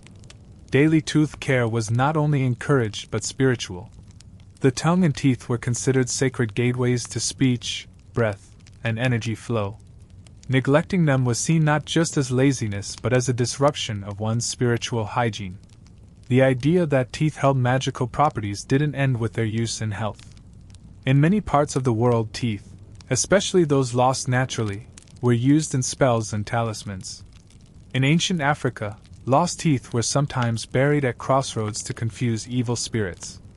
In some Pacific Island cultures, warriors wore necklaces made from the teeth of enemies or powerful animals, believing the tooth retained the strength and energy of its source. Human teeth were thought to hold personal power long after they left the mouth, and so they were treated with caution or used with great care. This belief extended into the afterlife as well.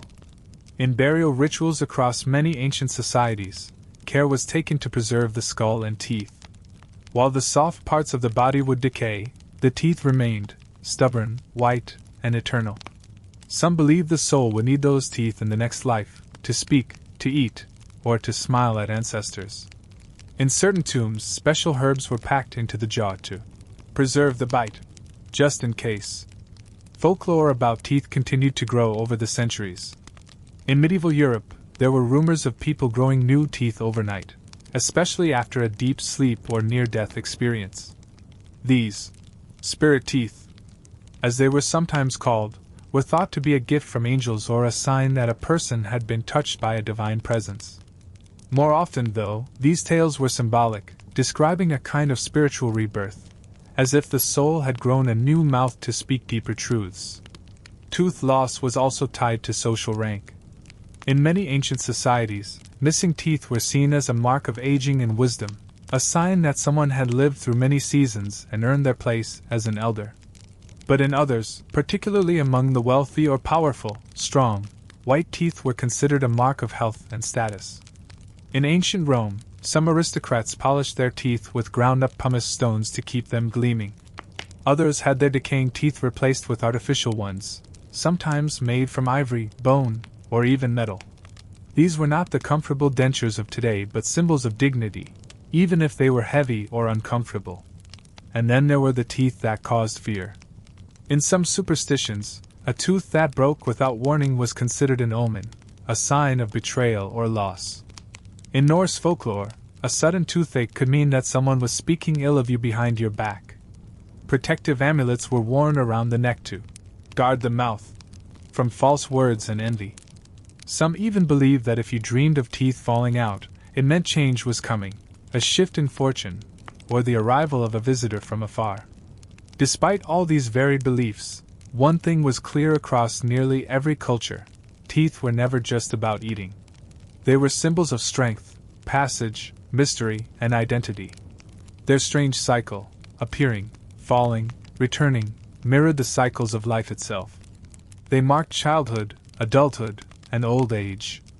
They revealed inner health. They could bring pain, pride, or power. And they were treated with a level of care, awe, and meaning that went far beyond dentistry. So as you close your eyes tonight and run your tongue gently across your teeth, consider how these small, silent structures have long fascinated humankind. Imagine the ancient mother whispering a blessing over her child's first loose tooth. Picture the warrior polishing a necklace of tiger fangs. Think of the healer reading someone's soul in the shape of their molars. And remember, even in the quiet dark of sleep, your teeth are still there, standing firm like white guardians of your story, ancient and eternal. Imagine a time before X-rays, microscopes, or anatomy books, a time when the inside of the human body was as mysterious as the depths of the ocean. People could feel things stirring in their bellies: hunger pangs, grumbling sounds, fluttering nervousness, sharp cramps. But with no way to see inside, they used imagination, observation, and stories to explain what was going on. And some of those explanations were unusual. Across ancient cultures, it was widely believed that strange creatures, mischievous spirits, and even living monsters could exist inside the human body, hiding in the belly, roaming through organs, or causing trouble when they weren't happy. These beliefs weren't just superstitions passed around village fires. They were taken seriously by respected physicians, scholars, and religious leaders. In many places, they were part of mainstream medical thought. And though they might sound silly to us now, they reveal how deeply people longed to understand the mysteries of their own bodies, and how far they were willing to stretch their imaginations in the process. Let's begin with one of the most persistent and widespread ideas: the belief in living creatures inside the belly.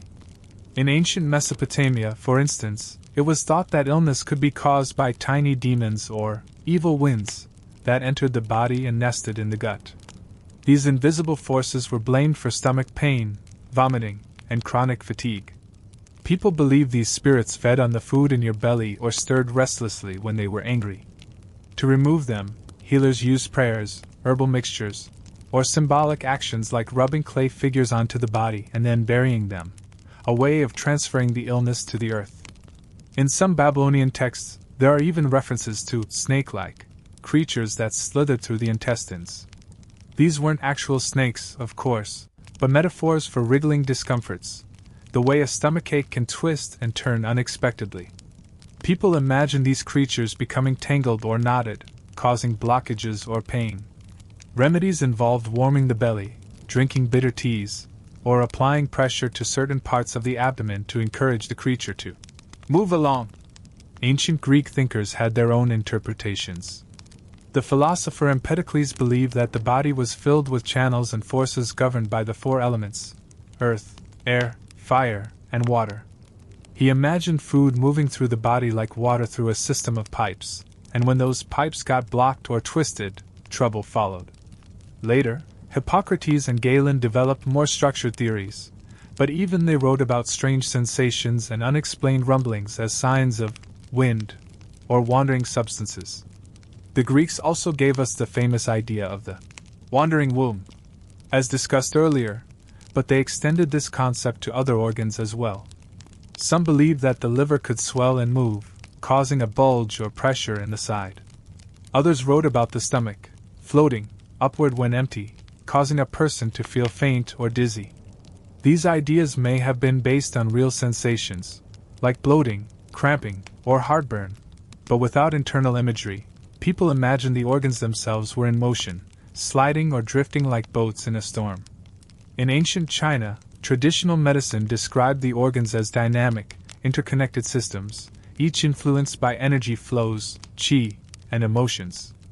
The stomach and intestines were seen as sensitive areas that could harbor dampness, cold, or even spiritual entities.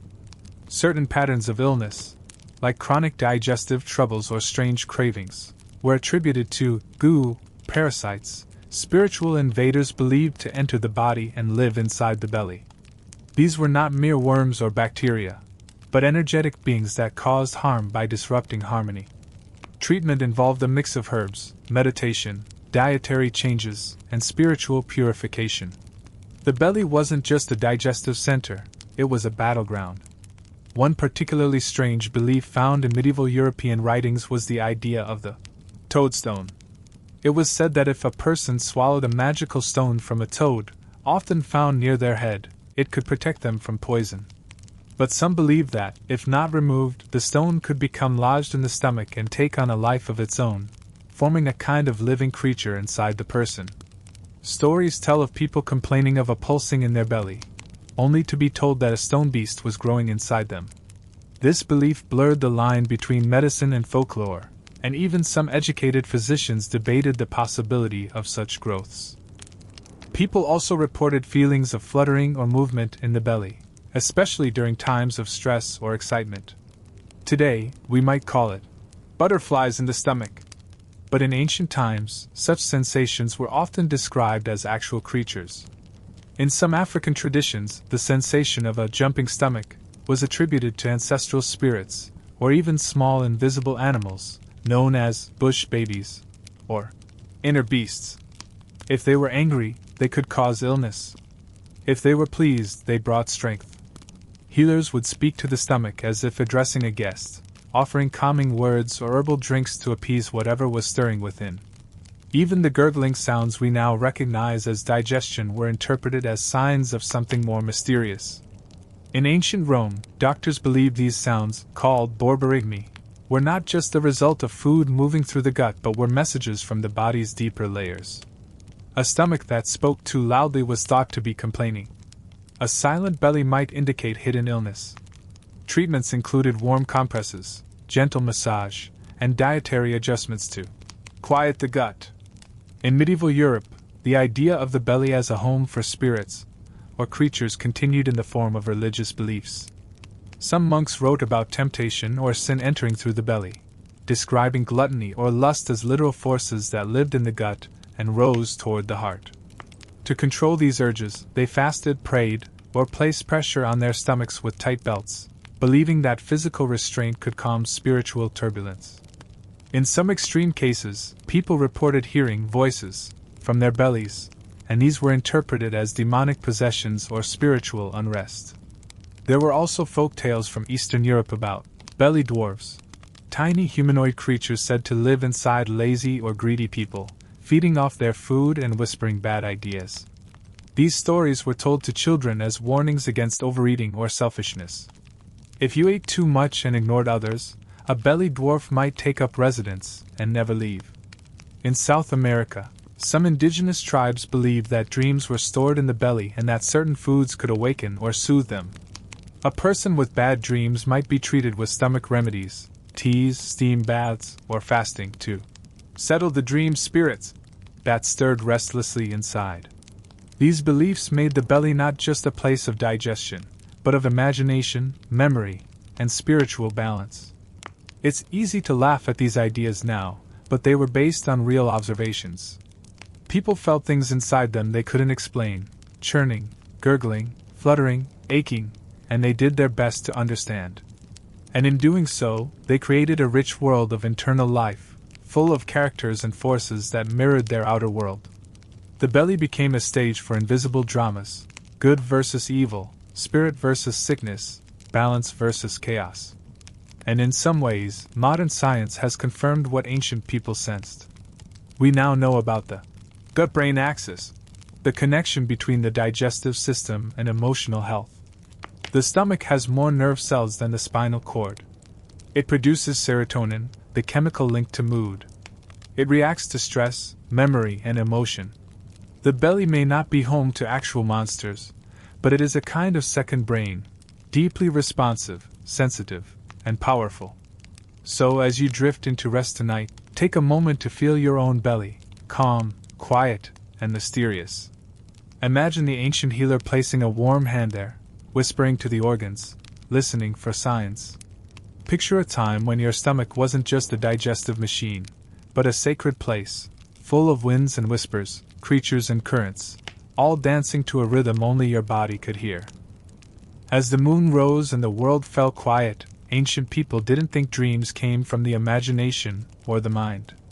Instead, they looked inward, not to the brain, but to the belly. Across civilizations and centuries, it was believed that what happened during the night was deeply connected to what was happening in your gut. The stomach, full or empty, restless or quiet, was thought to be the origin of visions, night terrors, and the messages carried through dreams. It wasn't just what you ate, but how your belly behaved, that determined whether your sleep would be peaceful or disturbed. In a time before psychology and neurology, people relied on physical sensations to make sense of sleep. They noticed that after large meals or certain foods, their dreams were more vivid, more dramatic, even more frightening. After fasting, dreams might be hazier, quieter, or prophetic. These observations led to a theory that the stomach was not just connected to sleep, it caused dreams. And so, bedtime rituals, sleep positions, and even dream interpretations all began with the belly. Let's start in ancient Greece, where thinkers like Aristotle believed that digestion created vapors, warm, moist clouds that rose from the stomach to the brain while a person slept. These vapors were thought to carry the impressions of the day, memories, emotions, sensations, and mix them together in strange ways. If digestion was smooth, the vapors would rise gently, creating clear or symbolic dreams. But if digestion was disrupted, by overeating, bad food, or emotional distress, the vapors would be thick, turbulent, and chaotic, producing wild dreams, nightmares, or even night sweats. In this view, your belly wasn't just involved in dreams, it was the dream maker. This theory was taken seriously. Physicians advised people not to eat too much before bed and warned against specific foods thought to create heavy vapors, such as cheese, beans, garlic, or red wine. Lighter meals like broth, soft bread, or stewed apples were recommended for more peaceful sleep. Some texts even suggested that certain dream images were directly tied to foods. Dreaming of fire might mean your stomach was too hot, perhaps after spicy food. Dreaming of water could mean your belly was flooded with moisture. Dreaming of flying might reflect gas expanding in the belly and rising upward, a symbolic echo of the body's inner movements. This idea of belly-born dreams was not limited to Greece. In traditional Chinese medicine, the stomach and spleen were linked to thought and memory. Nightmares were sometimes believed to be caused by stagnant food, disrupting the balance of qi, or energy. A person who ate too late, or who consumed the wrong combination of foods, could experience what was called food dreams, bizarre or disturbing visions that reflected indigestion. Herbalists offered remedies not for the mind, but for the gut, warming teas, ginger decoctions, or dietary changes to soothe the system and calm the dreams. In medieval Europe, medical texts often linked bad dreams to bad digestion. Physicians warned that overeating could cause strange dreams and even visits from spirits. It was believed that the belly, struggling with its burden, sent up fumes that clouded the mind and left it vulnerable to mischief. Some went further, claiming that demons or trickster spirits waited for moments when a person's digestion was weak, entering through the mouth or nose and planting images into the sleeper's thoughts. This belief blended medicine with superstition, and led to a host of protective measures, special pillows, prayers, and charms to guard the belly at night.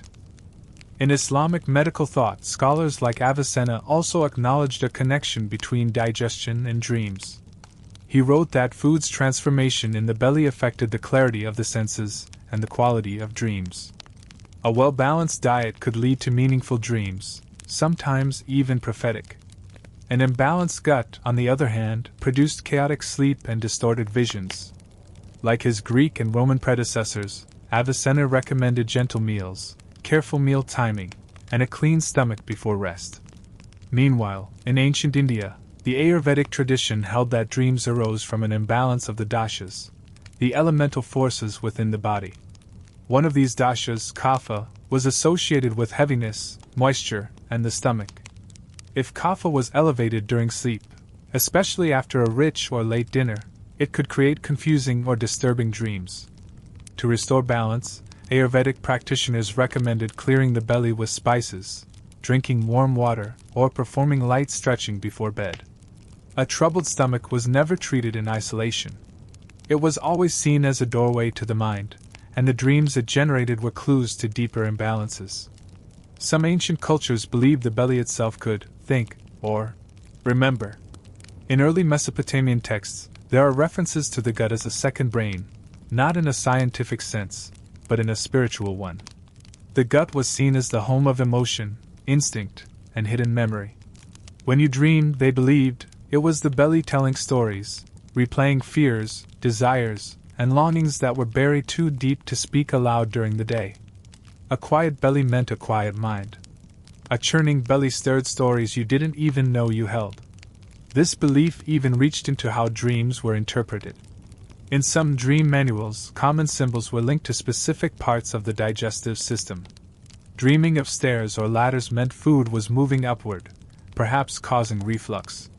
Dreaming of snakes meant the intestines were writhing. Dreaming of being trapped or stuck often meant constipation. Dream interpreters didn't just ask what you saw in the dream, they asked what you had eaten, when, and how much. The night's visions couldn't be understood without understanding the stomach's story. There were also unusual practices to purify dreams by treating the belly. Some healers advised sleeping on your left side to improve digestion and calm the dream cycle. Others recommended eating cooling foods, like melons or cucumber, before sleep to prevent fiery dreams. Fasting was also common before spiritual rituals. Many believed that an empty belly allowed for clearer dreams, as nothing would rise to cloud the mind. Prophets and seers often fasted before sleep to clear the air between the belly and the brain.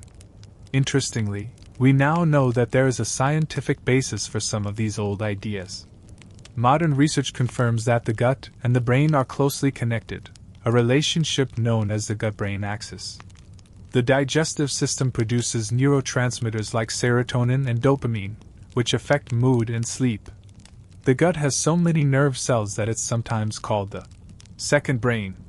And yes, certain foods and mealtimes do influence dream quality and sleep cycles. Spicy foods can increase brain activity during sleep. Heavy meals can cause restlessness. A calm belly often means a deeper sleep. Of course, we no longer believe that dreams rise up like vapors or that spirits sneak into our bellies. But the ancient instinct, to treat the stomach as a source of mystery, memory, and mind, may have been closer to the truth than anyone realized. So tonight, as you settle into bed and let your body soften, think of your belly not just as a place for digestion, but as a quiet storyteller. Listen to the stillness there. Feel the gentle breath rising and falling over your stomach. Imagine the ancient healer preparing a warm tea, whispering a prayer, and saying, "Let your belly rest, and your dreams will be kind." Your body remembers. Your stomach listens. And your dreams, those quiet flickers of the night, may just be your belly's way of saying everything it couldn't say during the day. In our modern world, sweating is often seen as something to avoid.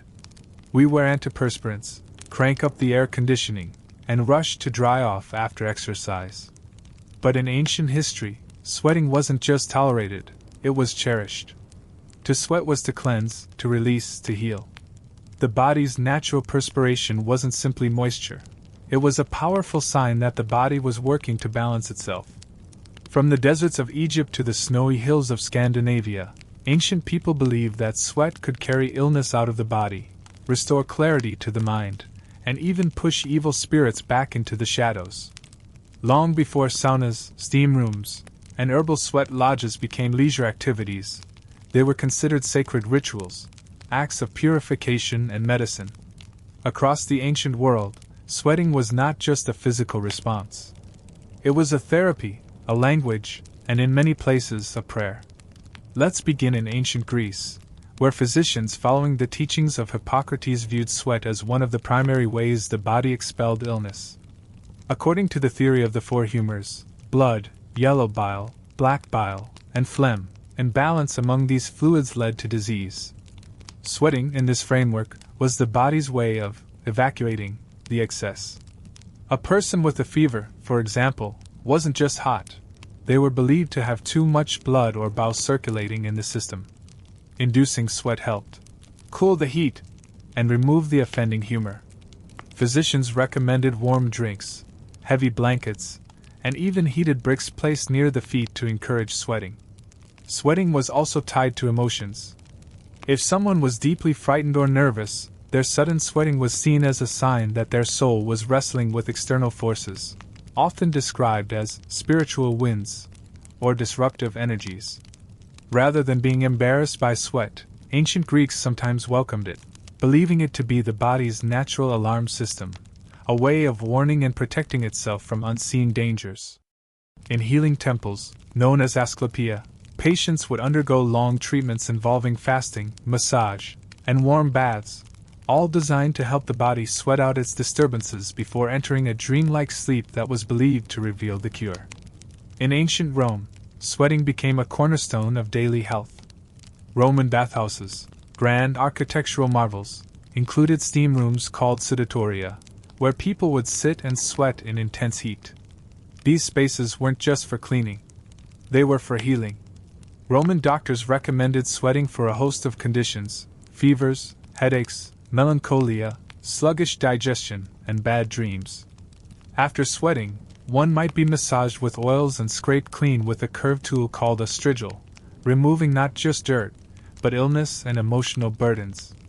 The process was almost ceremonial, a physical, emotional, and spiritual refresh. Further east, in ancient China, sweating also played a role in the traditional medical system. Chinese physicians believed that disease entered the body from the outside, through the skin, carried by wind, cold, or dampness. When someone caught a chill, it was because these external forces had penetrated the body's surface. The cure? Open the pores and let them escape, by sweating. Herbs like ginger and cinnamon were brewed into teas that warmed the body, helping release trapped energy and restore harmony. Gentle movement, warm blankets, and even specific acupuncture points were used to promote perspiration. It wasn't just about heat, it was about flow. In indigenous cultures across North America, sweating was woven into spiritual and communal practices.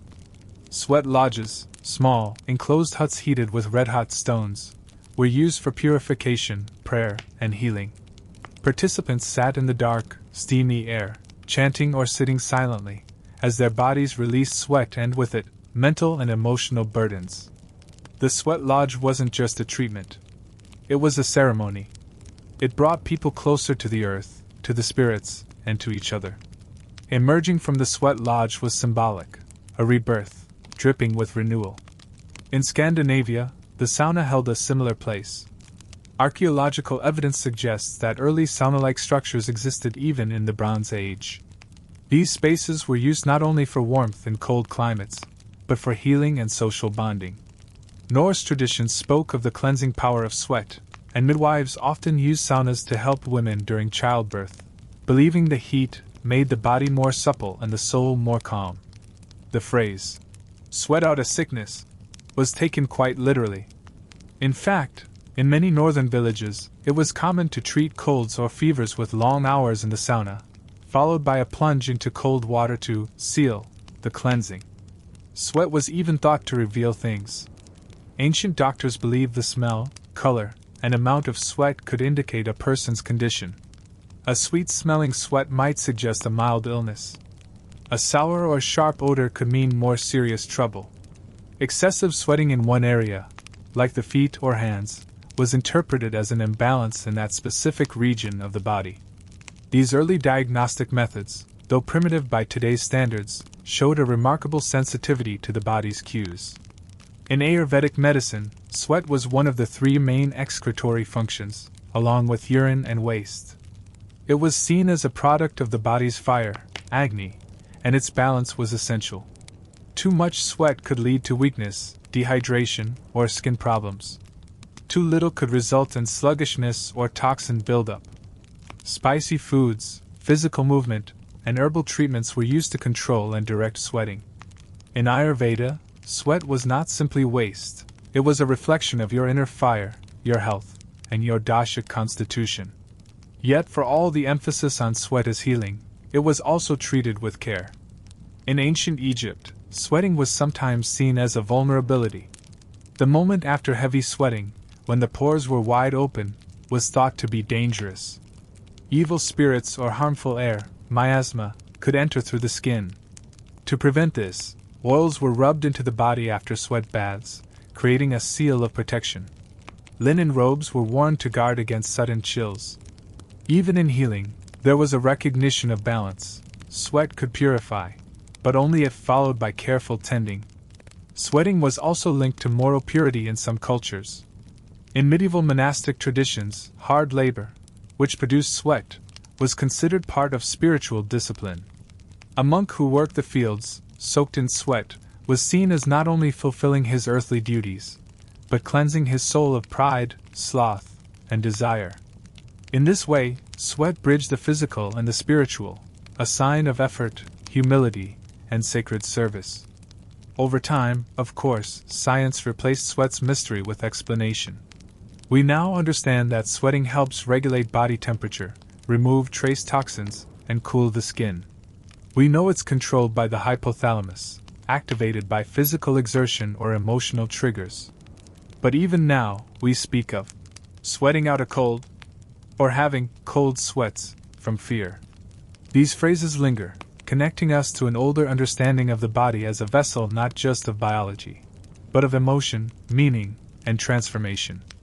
And so, as you lay still beneath your blanket, imagine the ancient bather stepping into a steam-filled room, eyes closed, breath slowing, trusting the heat to melt their worries and wash them away. Picture the healer placing a warm compress on the chest, coaxing out the fever one droplet at a time. See the quiet child resting after illness, face damp with the first signs of healing. Sweat, once feared or hidden, was revered, a silent, shimmering messenger of the body's resilience. Tonight, let your breath move gently. Let warmth gather in your core. And if you feel even the faintest sheen of perspiration across your skin, remember this: your body, like those long ago, still knows how to heal. Quietly. Patiently. One drop at a time. When we picture a skeleton today, we might imagine something clinical, a diagram in a textbook, a plastic model in a biology lab, or perhaps something eerie from a Halloween decoration. But to the ancient world, bones were far more than mere support structures. They were vessels of memory, strength, ancestry, and even spiritual power. Long after the soft parts of the body had vanished, bones remained, silent, pale remnants that seemed to whisper of the life they once held. And because they endured, ancient people believed they also retained knowledge. Bones, they thought, remembered. This chapter takes us into the strange and fascinating beliefs surrounding bones in ancient cultures, how they were revered, feared, preserved, and even used in rituals. These weren't just discarded parts of the body. They were treated with care, as if they carried a kind of magic. Let's begin with ancient Egypt, where the physical body was believed to be essential to one's journey into the afterlife. Egyptians mummified their dead not to preserve appearance alone, but because they believed that every part of the body, especially the bones, was needed for resurrection. A person's spirit, or ka, could not move on unless the skeleton was intact. Tombs were carefully constructed to shield bones from weather, animals, and decay. Priests and embalmers anointed the bones with oils and wrapped them with linen not only to preserve but to honor them. If a bone was broken or missing, special spells were written to repair it spiritually, allowing the soul to pass peacefully into eternity. In ancient China, bones were also thought to hold deep spiritual significance. During the Shang dynasty, oracle bones, usually made from ox scapulae or turtle shells, were used to divine the future. Questions were carved into the surface of these bones, and then heat was applied until the bone cracked. The shape and direction of the cracks were interpreted as messages from the ancestors or gods. This practice reveals just how sacred bones were, not just as body parts, but as communicators with the divine. The bones themselves were believed to listen, to answer, and to hold truths no living person could know. Among early Greeks and Romans, bones played a powerful symbolic role. Philosophers like Plato believed the soul was housed in the body but only temporarily. Yet bones, he suggested, had a kind of permanence that made them special. They were not just remains, they were records. In some myths, the gods created the first humans from bones or ashes, breathing life into them as if memory and strength already lived in the material itself. Heroes in Greek mythology were often buried with great ceremony, and their bones were carefully guarded. It was believed that the bones of a great person still carried fragments of their courage, wisdom, or power. In fact, relics, especially bones, became a cornerstone of spiritual belief in the Christian world as well. As Christianity spread, the bones of saints were treasured as sacred objects. A finger bone, a jaw, even a tooth might be preserved in gold or crystal containers, housed in churches, and visited by pilgrims. These bones were believed to offer protection, perform miracles, or grant blessings to those who came near them. Their presence in a city was considered a sign of divine favor. Battles were fought over the possession of relics. Entire churches were built around the housing of a single bone, not because it was beautiful, but because it was believed to hold holy power. In traditional indigenous cultures across the Americas, bones were often viewed as the seat of life and spirit. Some believed that a person's identity remained in the bones long after the spirit had departed. Shamans and healers used bone fragments in rituals to contact ancestors, call for guidance, or offer protection. Animal bones were used in ceremonial tools, masks, and instruments, not simply as materials, but as living participants in spiritual acts. A bone drum wasn't just a musical instrument. It was a way to awaken the spirit of the animal and connect with the rhythms of the earth. In Nordic and Germanic traditions, bones had their own unique symbolism. Some believed the marrow inside bones was a source of inner fire or life force, the very essence of vitality.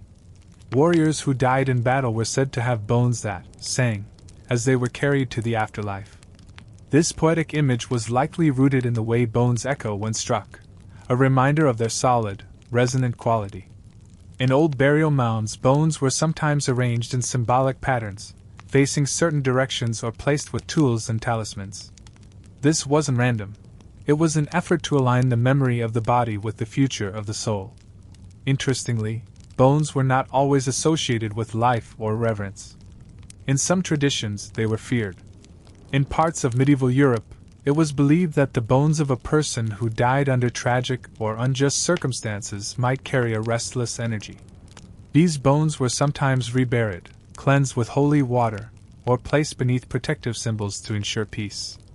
Grave robbers, even when motivated by greed, were often deeply superstitious, taking care not to disturb certain bones, particularly the skull, which was believed to house the soul's echo.